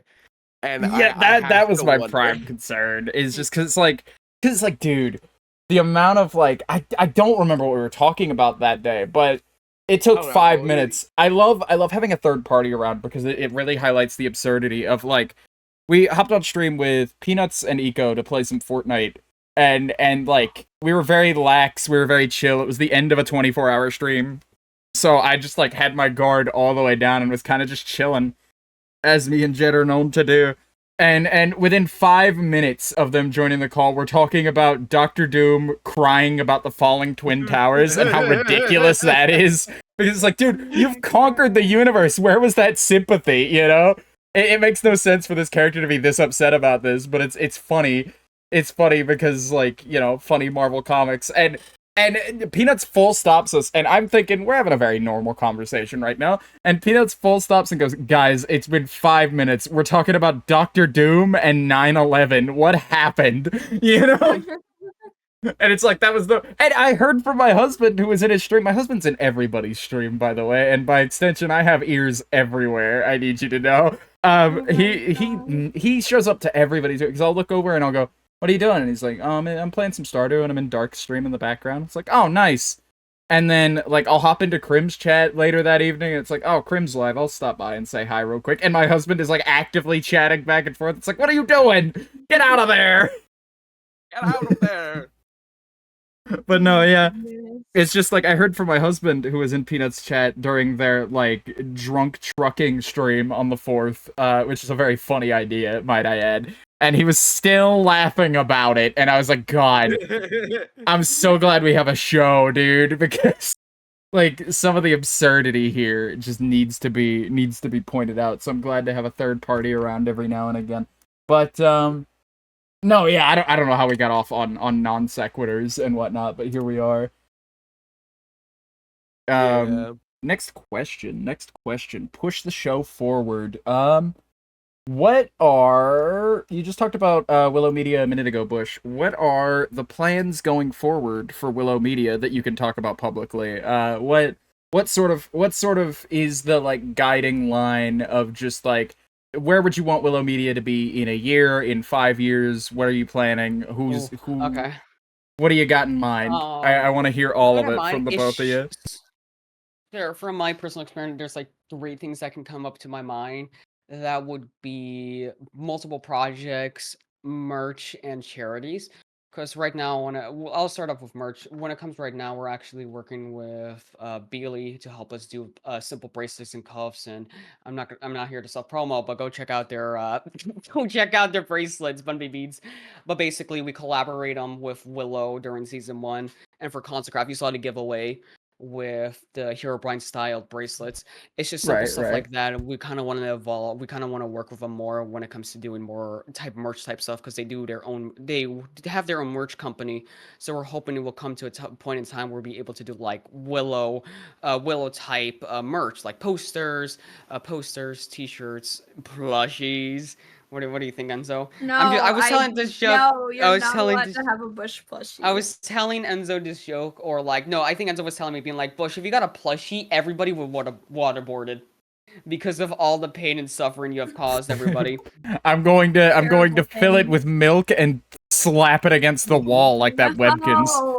No. Didn't they do that to fucking what's his name? They did that to that Spamton plush that got released Spamton. too. Yeah. Oh, Spamton, we have a history of that one, but I'm getting off track. So yeah, one of the goals is just to work with Beely closely to be able to work with merch. Another one is like, for example, with Chip Shrimp, we want to be able to work with multiple people doing different projects. Because one of the things we want to do is just see how much we can expand. Basically, I think the best way I can say it is that we at the top is basically that oversees all the projects that happen. Enzo was being like, I get to be a part of all these projects and I didn't even get to do anything. But it's just me reaching out to people being like, hey, do you actually want to do this project? We can make it a reality. I can get you a team. And it's just expanding. Right now, we can only handle limited amount of projects. But as more time goes on, we can 100% focus on 4 or 5 projects at a time with their own team. And then what was the last thing I was talking about? In charity, something we want to do is actually, it's going back to Beely one more time. We got Beely to help us set up charities because one of the biggest things me and Enzo talked about was straight up, we could do these charities. It's just we're not doing it because we were too preoccupied with a bunch of other stuff. So with having Beely on board, we're hoping that he can 100% help us with charities and just plan stuff while we're busy doing other things, because that's something we really want to focus on, is being able to be a non-profitable, is that the right word, Ens? A non-profit? A non-profit? Is that the right word? I don't know. Just helping yeah. Yeah, but, a non-profit, so we can help with charities just to support anything we feel like that day of the month. I mean this, and I mean what I say when I say this. I am 1,000% down for any charity event. Like, it doesn't matter. I'll do it.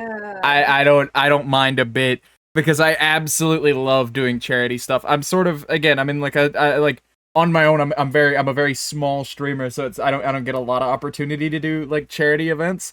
But when anytime the opportunity arises, it's an immediate yes from me, no matter what. And especially working with Willow folks, I would absolutely for the Willow stuff, if you end up putting together a charity thing and you need somebody for it, hit me up immediately. I'm there. Vox and I sang the DK rap for a charity that we didn't even really know too much about. We just did it anyway. It was for men's mental health. It was a Movember charity thing. Okay. Yeah, it was a late Movember thing.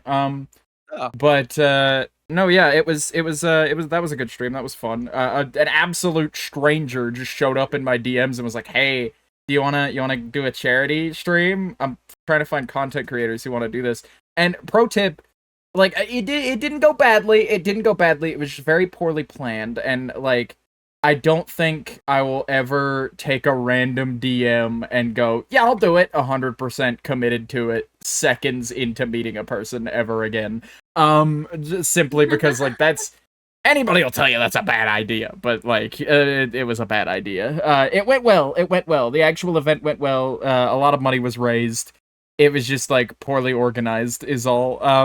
But we had a good time, and it was fun. And I am absolutely down for charity. I am so enthusiastic about doing charity stuff. It's genuinely some of the best streams I've ever done have been charity streams. Good shit. Yeah. But no, yeah, you guys want to do some like charity stuff. You guys want to settle like other events and be able to lift people up. You made a Tony Stark comparison earlier, Bush, and I raise you a Nick Fury comparison of just like somebody just like, oh, I want to. Maybe somebody should host this kind of server, and then just you coming out of the shadows is like, I've assembled you a team, you know? That's literally what I did with Chip Shrimp. Literally, we like as of right now, if I can quickly check the server, the people helping out is Ellie Eclipse, Crimrose TV, Obi. Like those three have been such big help when it has come to everything. Fusion, actually, to give some shout outs here on the podcast for Console Craft, For sure. I want to give a big thanks to like Krim and Ellie for continuing the story while me and Enzo were out at VidCon. The story ended fantastic, and I'm very happy at that. Grateful for Obi for helping us with the server. With the Minecraft server, Obi was helping behind the scenes when it comes to any of the technical stuff and with the lore. So I'm really grateful for them. And lastly, shout out to like Fusion for helping out with the Discord itself, because I don't know how to make a Discord, so Fusion came in clutch with helping me with that. Mm-hmm.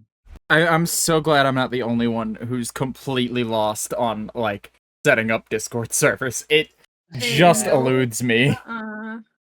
Like I can never get the permissions thing to function right. Setting up roles is a pain. It's the whole thing escapes me, so I'm so glad to have people in my like social circle who like can set that up for me. Shout out to Dio for being freaky, Brian. Bro got a bit too freaky.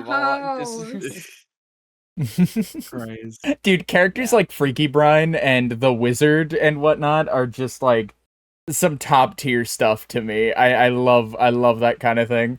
I'm so glad that these like sort of like semi-joke characters exist. Actually, while you're there, actually I can talk while we're on that topic, I can talk Enzo hates where I'm gonna go with this, but we could talk about all the pop culture characters from season 1 and 2. I did want to talk to you about that. I didn't put it on my questions list. I did want to talk about what the game plan there is of just like how are we stepping you mentioned before you want to step away from pop culture references. Obviously you want to do all this merch stuff and like having characters like Eggman and fucking Peter Griffin and whatnot. Like that kind of stuff just doesn't. Peter Griffin Jesus, yeah, that shit just will not fly copyright wise in terms of like selling merch of Willow properties. And so it's just like you mentioned that there has to be that separation. What are you planning? Just a clean break and then like, hey guys, just more please original. Don't reference this, or just sort of gradually leaning.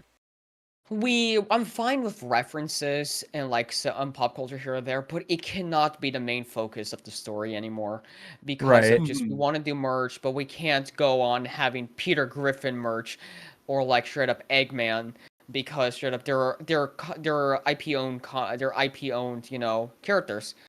So the reason why I want to move away from them is number one, because it's just ridiculous. It's just ridiculous. Literally, the whole arc on the first arc for season 2 was literally Eggman returning and having a giant moon, and he's freezing the earth. That was literally the first arc. And even though I said I'm promised to move away, and I'm gonna make sure season 3 finally sticks to that, because I feel like we have the opportunity to make much more appealing characters. For example, Alexander, you know, the robot. By any chance, have any of you talked to Alexander? Yes, Voxel, you talked to Alexander. I was gonna be Alexander's lawyer, and then things fell through. Yeah, as in like the universe died. Things fell through. It's such a funny way to mention that. When I talked to the mod team, maybe the first arc should actually just be the court case. But I'll see with the mod team. But practically, it's just I feel like we can make so much more compelling original characters because everybody fell in love with Alexander. They like how he's pan and everything, and he's a robot, and the WA is not happy with him. And the WA is the concept I'm very happy with because it's just all these original characters actually having time to shine. Actually, one of the first things I did with Enzo was we had a list of all the original characters we wanted to make, but we just never got around to that. So having people like Alexander, I think, what was that guy's name? He was like one of the WA workers who was working Oh, with the it was like Jerry or something, like something very simple. It was a very simple name, but it's just these characters, like, so even with the most background as Mike. characters. It was Mike. Mike. I remember. Yeah, it was Mike. Yeah, it was Mike. Yeah, Mike.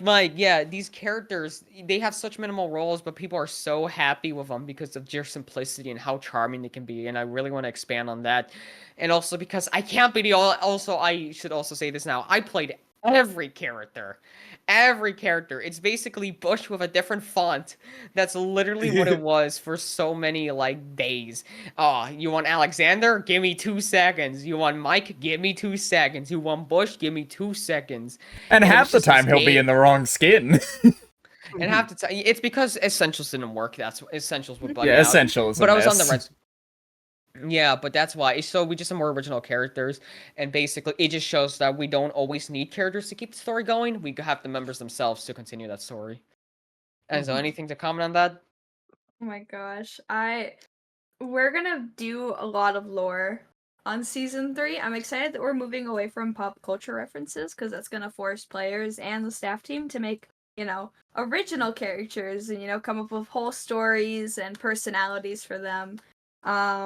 I'm hoping to see a lot more of the Will-O-Wisps in season 3. Actually, the Wisps were so cool. I was heartbroken finding that was like my first thought lore wise about just like season 2 is ending. What about the Wisps? I like the Wisps. No, they will still be here. There's no universe in which they won't. Oh, good. I love the Wisps. I'm most excited for season 3.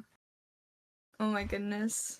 They're just cool, and I think they're gonna be great for the new season, not gonna lie. I cannot wait. I'm glad you say that, because I was tuned into one of your streams, and you were honestly saying some very nice things. But it like, the gist, the part that's important to the point I'm making here is you were like, yeah, we need more members like Voxel who will, like, play the video game and, like, hang out and not be so... Yeah. So, like, our lore-focused folks are great, but, like, we need more people who aren't as lore-focused. And I was just like...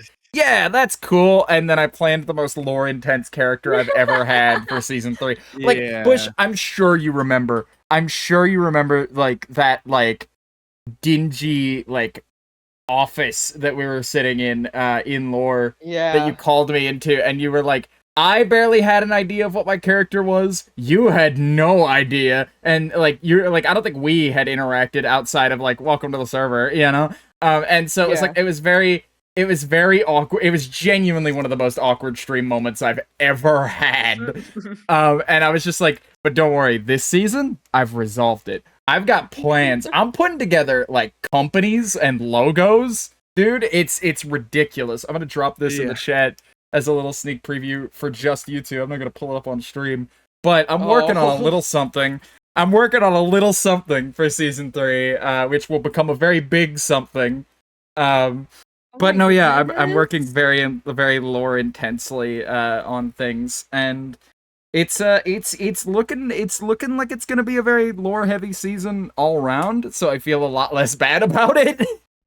No, it's gonna be. I think it's gonna be lore heavy, but I think, like, in a healthy way. It's not gonna be like every day people gotta get on to do lore streams. It's gonna be like, no, there's gonna be this huge going story that anyone can, like, put their character in and interact with others and do lore, but also we are going to create an environment that if you don't want to, you can absolutely just play the game and have fun. Yeah, you can absolutely just hang out. Yeah, because that was a difficulty that we faced with Console Craft, was just like, I need to log onto the server to make this one thing, and then it's like, oh, there's lore happening now, and I'm like, I am on Do Not Disturb, but there's still lore happening to me. I gotta deal with this. Yeah, no, that's the only problem, and that's not even really a complaint as much, but it's like, that is the only downside of how tight Console Craft was just like, guys, we need to finish this build. We've been working on this. We've placed 3 blocks in the last 5 streams. We really need to work on the... Because, like, the Henchman Underground, I don't know if just the whole server was that packed with folks regularly, or if the Henchman Underground was just, like, a weird hotspot for some reason. But it's like, we would log in, and somebody would be coming down our staircase in like, minutes to just, like, oh, hey, I came to hang out. And it's like, oh, awesome, cool, we can hang out. And then we'd get distracted. And not be able to work on the things. It's just like we are fully immersed in just like having a good lore time now. And it's fine. It's great. It's just like the struggle is just like, oh man, we only have like a week and this build needs to get done. We resorted to like logging in at like 4 a.m. off stream just to finish builds. I did. Mostly Jed. Yeah, Jed. Well, you volunteered yourself to do it, so I let you do it while I did other things. But no, that was the console craft issue. Was just like, oh man, it is impossible. But a lot of new cool folks, in console craft, and that was a good time, and a lot of cool new folks in Willow now by extension. How did you plan for that final like night on the 3rd of just like, hey, everybody's in? How did the announcement for that go, do you think? Like, how was the pre-planning? How was the aftermath of it? There was no planning. There was no planning. Oh There was no planning. Literally, I think like 2 weeks prior, I was telling them, like I said earlier, I was like, all right, and I want to invite these people, and it's just like, why not invite everyone? I'm like, is that what we're going for? Yeah. We were at a Dave and Buster's with some of the Console Craft members, and Bush just goes and looks at them and goes, "Yeah, you're getting in, by the way," while we're just like eating snacks. There were like, I felt so bad. I kept seeing the pictures and the TikToks, and it's like, I'm going next year. You'll catch me at VidCon next year, I swear. It's rough because like I was like, I'm like being an East Coastie never felt so bad. I'm 7 hours from Anaheim. I could have been there just at any time, shown up, because I will just drive. I'll just drive and I'll go places. But like I was like, man, I could be there right now, but that would be so awful for Vox, so I'm not going to. Next year, we're very much a package deal. I hope that so many members of our group can go next year, because that would just be so amazing. A lot of people did go this year, but imagine like a lot more people. I think that would go crazy. We actually, when we first met up with the Console Craft group and we got that like little photo together, we were such a large group that security had to ask us to move over a little bit because our group was like leaking into like the check-in area and stuff like that. Yeah. We just had a bunch of other creators around us and we were just all talking, and there were so many people. I think next year's gonna be absolutely insane. Yeah, how was this year or next year aside, this year, how did it go? I heard you guys had a great time. I want to hear all about it.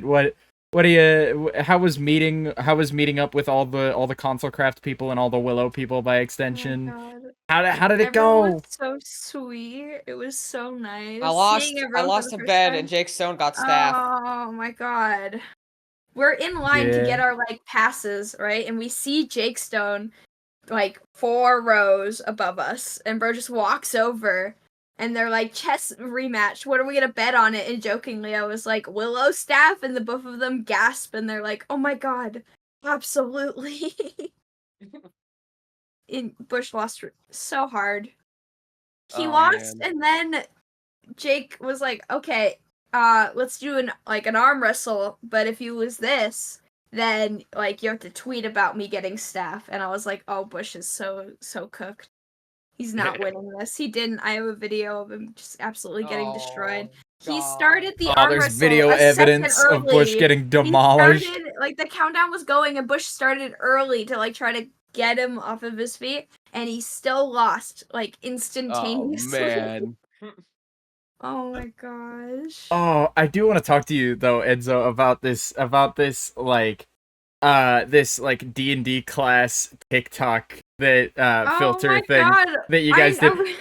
Because I saw that TikTok, and I don't know if you've watched it back. I don't know if you've seen the footage, but everybody else is on the front camera, so they're looking into the camera and looking at the screen and watching the filter go. And then it's very obvious you were done with the back camera, so you're just like you like are like a dog in a Ring doorbell camera, just like looking directly into the camera, unblinking while the filter goes. And it's such a funny snippet. I wish I could pull it for stream, but it's so funny.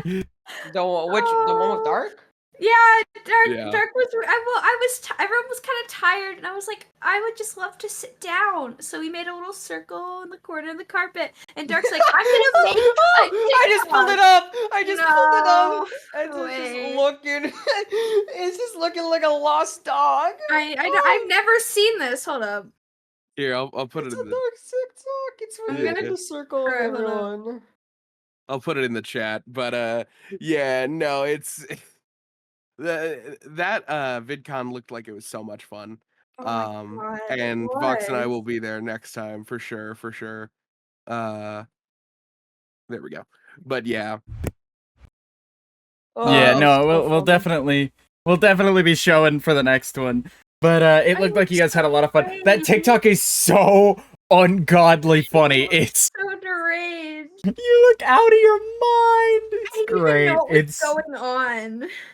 it's such a funny TikTok. And again, that's another one that I got just on my For You page. I don't follow anybody Willow related because I made a deal with Twig a while back because Twig was like, I got yanked into a call and yelled at. It's like, you're not following Twig back on TikTok. He follows you, and I was like, oh, okay, I didn't know. I'll follow him back. And he goes, I'll forgive you on one condition. Never follow anybody else Willow related on TikTok. And I was like, you got it, buddy. Oh my 'Cause I don't- God. I constantly forget to follow everybody anyway on TikTok, and so it's like, that's the least important platform. That's fine. I'll just follow Twig.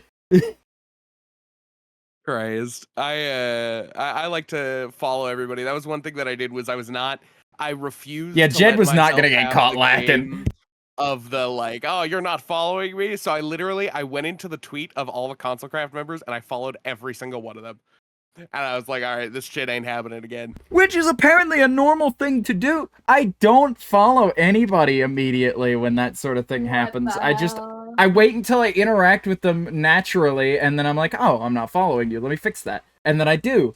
But it's just like, it leads to so many moments of just like, why aren't you following me? What's that about? You know? And it's like, I've never been on your Twitter. You know? Oh my Yeah. Oh, man. gosh. But no, yeah, just funny little social media things. But how was it entrusting somebody like Prim and Ellie to take over for you, Bush, for ConsoleCraft for like that final week? Actually, so I was pulled into a VC. VC with them, and they told me like they just told me about like some of their concerns when it came to ConsoleCraft. And basically, as I was sitting there, I was just like, I was just sitting there, and because one of the number one things is I take suggestions as best as I can. Well, that's bad wording. It's just like when someone has an issue, I would like them to tell me. That's what I'm trying to get at.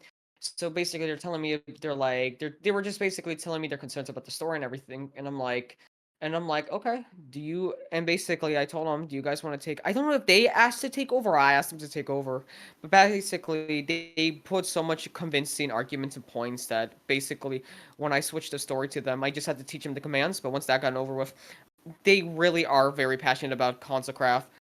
So basically I trusted them, and I knew Krim for a long time. I knew Krim for like at least a year and a half now. So I had a lot of faith into Krim, so basically I gave them the biggest benefit of the doubt when it came to working on the project. And Ellie, like I said, Ellie, I'm not, like, with Ellie, I trust Ellie a lot. It's just, we're not buddy-buddy like I was with Krim. So, but I trusted Ellie, so basically I gave them ConsoleCraft. It was more, to be honest, I didn't tell them this, but me giving them ConsoleCraft was basically a test to see how well they can run things. And they ran well. They've done it well. Then again, the Krim is a Twitch SMP moderator, so straight up they did good work there. So I was genuinely impressed with how the story was. Everybody was sad about it when it ended, so I knew I want them on the team. Yeah. No, yeah, absolutely. Because like I understand that like handing that kind of thing over to somebody can be nerve-wracking, especially when it's like, yeah, I'm gonna hand this over, and then I'm gonna be like out every day for the next week. So like, even if something does go wrong, I'm gonna be like oh no, I'm gonna have to like run to go fix that, you know, because obviously like, you know, it's just like it's such a problem. Funny thing too, actually both Beely and Enzo, because those were the two that was in my house during VidCon, they just didn't let me work. We didn't. They Just didn't let you?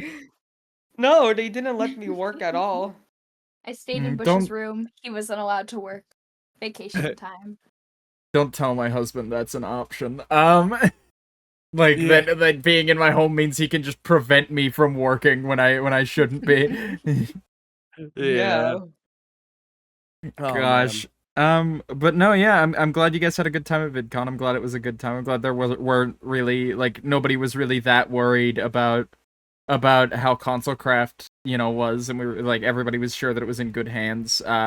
Player base wise, you know, we weren't worried. The henchmen do our own thing anyway. I love the henchman role in console craft because like the 3 to 5 of us, depending on who you count, the 3 to 5 of us were just like basically doing our own little subplot the entire time. And then like if you watch the like main Herobrine plotline, I'd assume the impression you would get is just like, oh, these couple of chuckle nuts are back to like have a laugh and then leave. Or fuck everything up like they did last time. Yeah.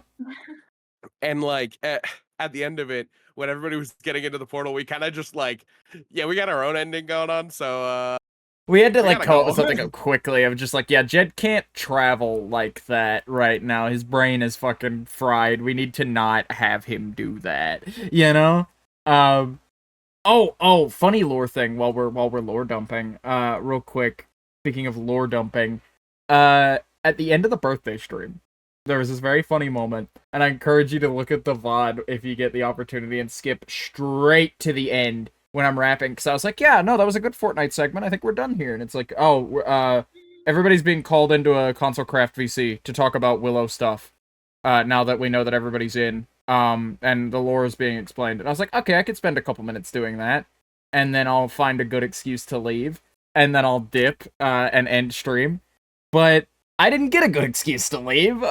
So what happened was Dark was just like absolutely laying out the lore plot point for plot point very fast. And so I was just like, I muted in the server so nobody could hear me, and I just went, yeah, Chad, I gotta, stream's over. This is kind of an awkward way to end, but I gotta go. So I just sort of like faded them out, like volume wise. I just slowly like faded them out, and so they were like, and then Eggman comes back, and he's got this moon, and he's, and they like fade out into the music, and then during the ending, while the ending screen was just playing for a minute while I waited for a raid to cook up, I slowly raised their volume back up, and then they're like, so we have this big fight on the moon, and it's all good, and everybody's everywhere, and there's the fishing layer, and then everybody, and then that's how the stream ended. Oh my god. I really need to go back and clip it, 'cause it's such a funny little ending to that bit. But that takes me to a specific place of just like, you guys have the same problem I have from like being at the head of this thing, where it's like, if I'm in a public VC or in like a SMP related VC like that with the Willow members, it is impossible. You just gotta yell. There's no getting through. Dude, I spent a little bit of time in the console craft VCs occasionally because I was up at odd hours and I would see like 1 or 2 people in, and I'm cool with 1 or 2 people. But then like everybody would flood in, and then Bush would arrive, and everything would go from like everybody's talking about their own thing and it's all crossing across and everybody's talking, to then everything directed at Bush because Bush is here and Bush is never here, and I have a question for Bush, but they also have a question for Bush, but like it was wild every time because it would just all Right. immediately direct towards you. Hello. Because Yeah. like you would join. What would happen is just like everybody's talking about their own thing and cross conversations are happening, and then a hush would fall over as the join noise plays, and you would go, "Hey, it's me, Bush. Let's talk about guys." And then like everybody immediately hold on. turns dead towards you and goes, "Bush, I have a question." And so like everybody's just like leveling questions at you at like mock Jesus, and it's like I don't know what to how does he cope? What does he do? You know? It's quite simple. Because I like to do things. My brain runs on like 100 miles per hour, so I'm able to like handle like very rapid questions.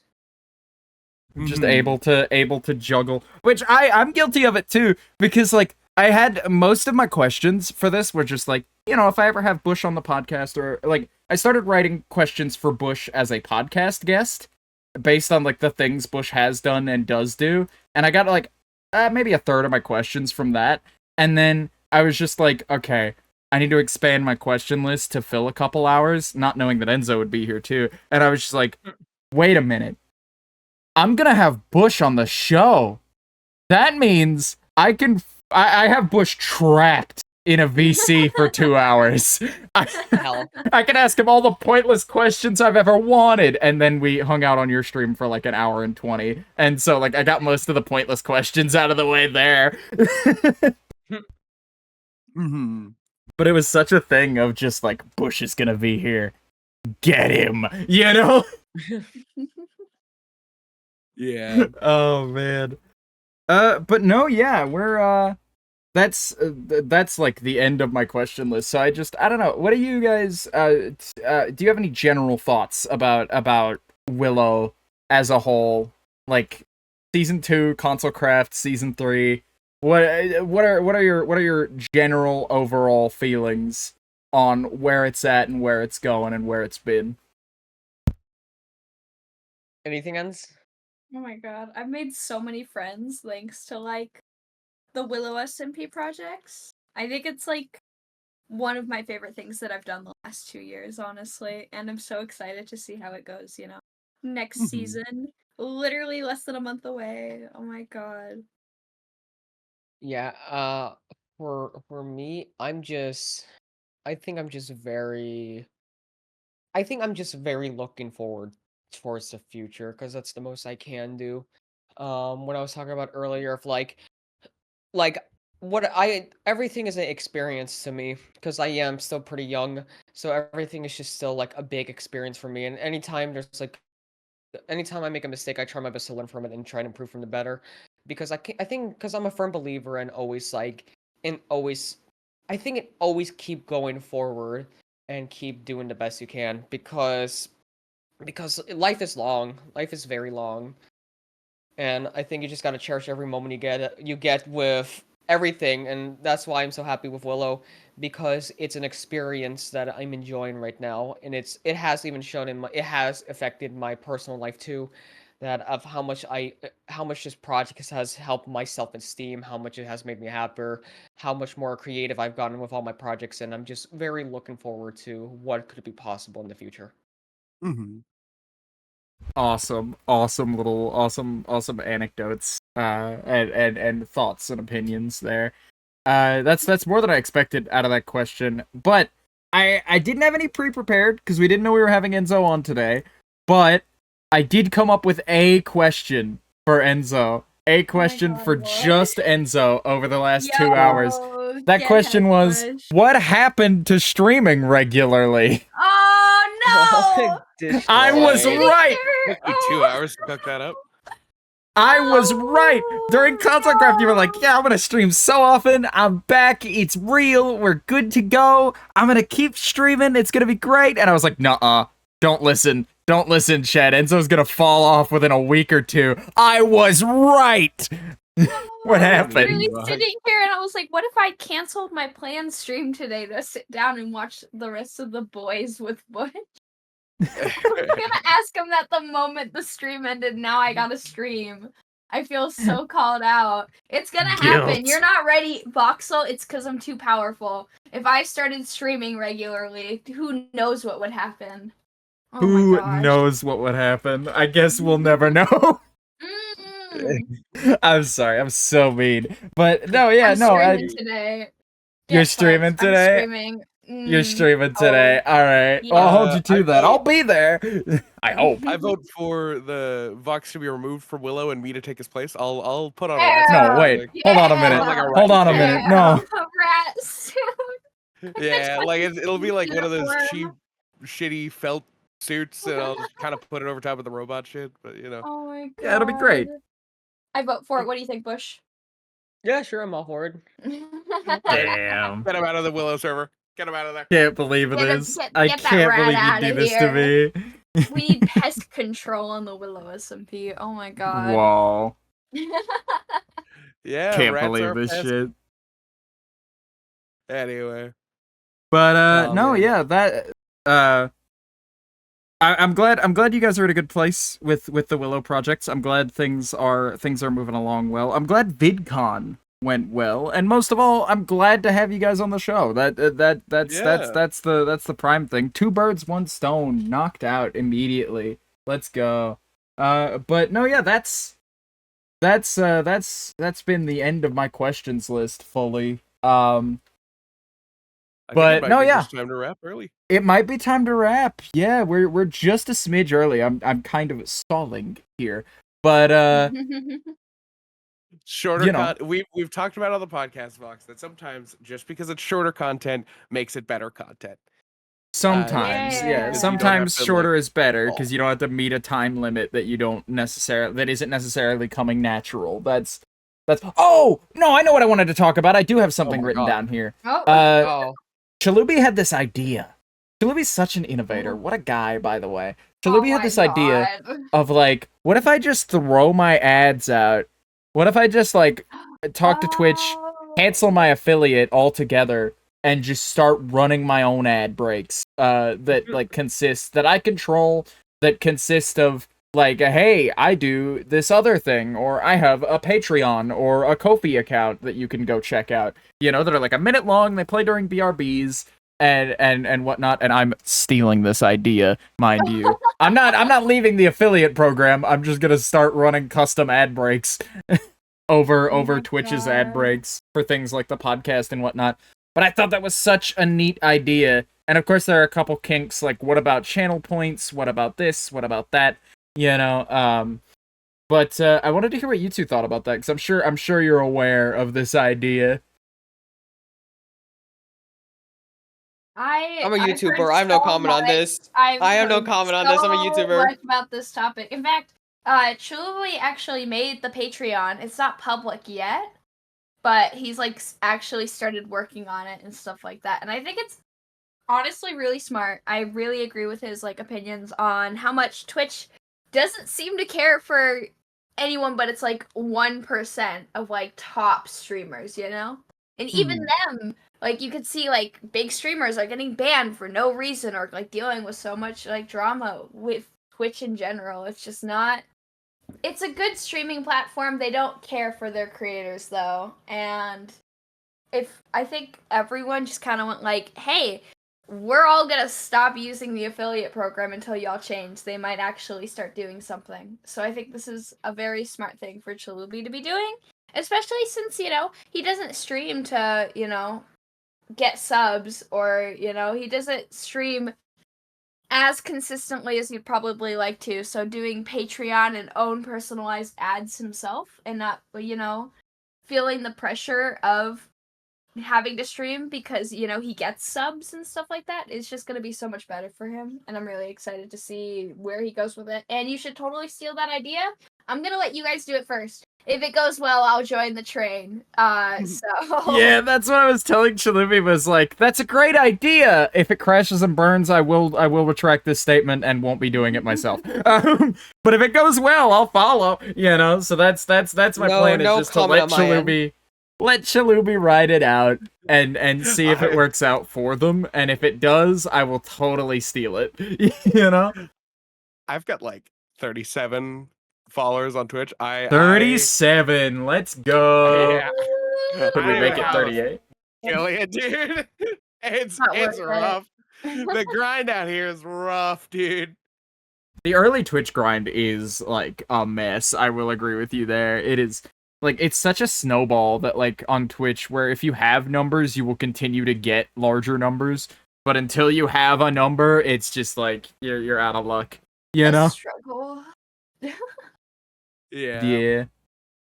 But hey, well, speaking of getting the ball rolling, yeah, whatever. Fuck it. We're ending the podcast now. Yeah, Go for it, okay, Vox. you've thrown your segue Fuck out it. the window, have you? Throw That's it it. out. Yeah, I don't care. You've given up on it. Well, all I'm right. sick. That's been Vox and Jed fight about it with our very special guests, Bush and Enzo. Do you two have anything you want to talk about and or plug on our little exit here? Subscribe to YouTube.com Sebushtin Bush. Oh, damn it. Thank you. Whatever. I'm not that nice. You know, sure, Twitch.tv Enzo, and also, my sure, God. I'll come back, just me next time, so there's more questions just directed towards me. Oh my, you're the one who texted me as I sent this to Vox, so let me read this out loud. I was like, hey. Yeah, I saw why are it. you saying Doodle Jump? And he's like, oh, I'll tell you after this podcast. Enzo, do you want to join this podcast? And I'm like, what? And he's like, the podcast. And I'm like, what do you mean? He's like, right now with Vox and Jed, yes. And then I got a friend request from Jed, and then I was instantly called. So you can't say nothing. Oh my goodness. Harassment. No, but Harassment. we'll have But both your we'll have your link tree or your card, depending on which platform is preferred, linked in the description. If you could put those in the chat, that would be a great help. Oh my gosh. That's our show for the day, folks. This has been Vox and Jed Fight About It. You can find us on Spotify under Vox and Jed Fight About It. You can find us on YouTube under, you guessed it, Vox and Jed Fight About It. The Go watch my channel latest exists. video. Yeah, go watch Bush's latest video. He just put it out the day of the recording, which will be like a couple days ago as of this coming out. Yeah. We've got a backlog of, I think, 8 shows that you can look at that I think are, you know, about of this quality. Yeah, be sure to check out Jed individually and me, our hosts, and we'll have those links down below. And you can check us out next week, and every week thereafter, I hope. Until like time and memoriam, we'll be doing this show. Check us out in the retirement home on Sundays at 3 p.m. releasing on every platform that we're on. And yeah, that's been our show for the week. Goodbye, everybody. Bye. Bye. See you around.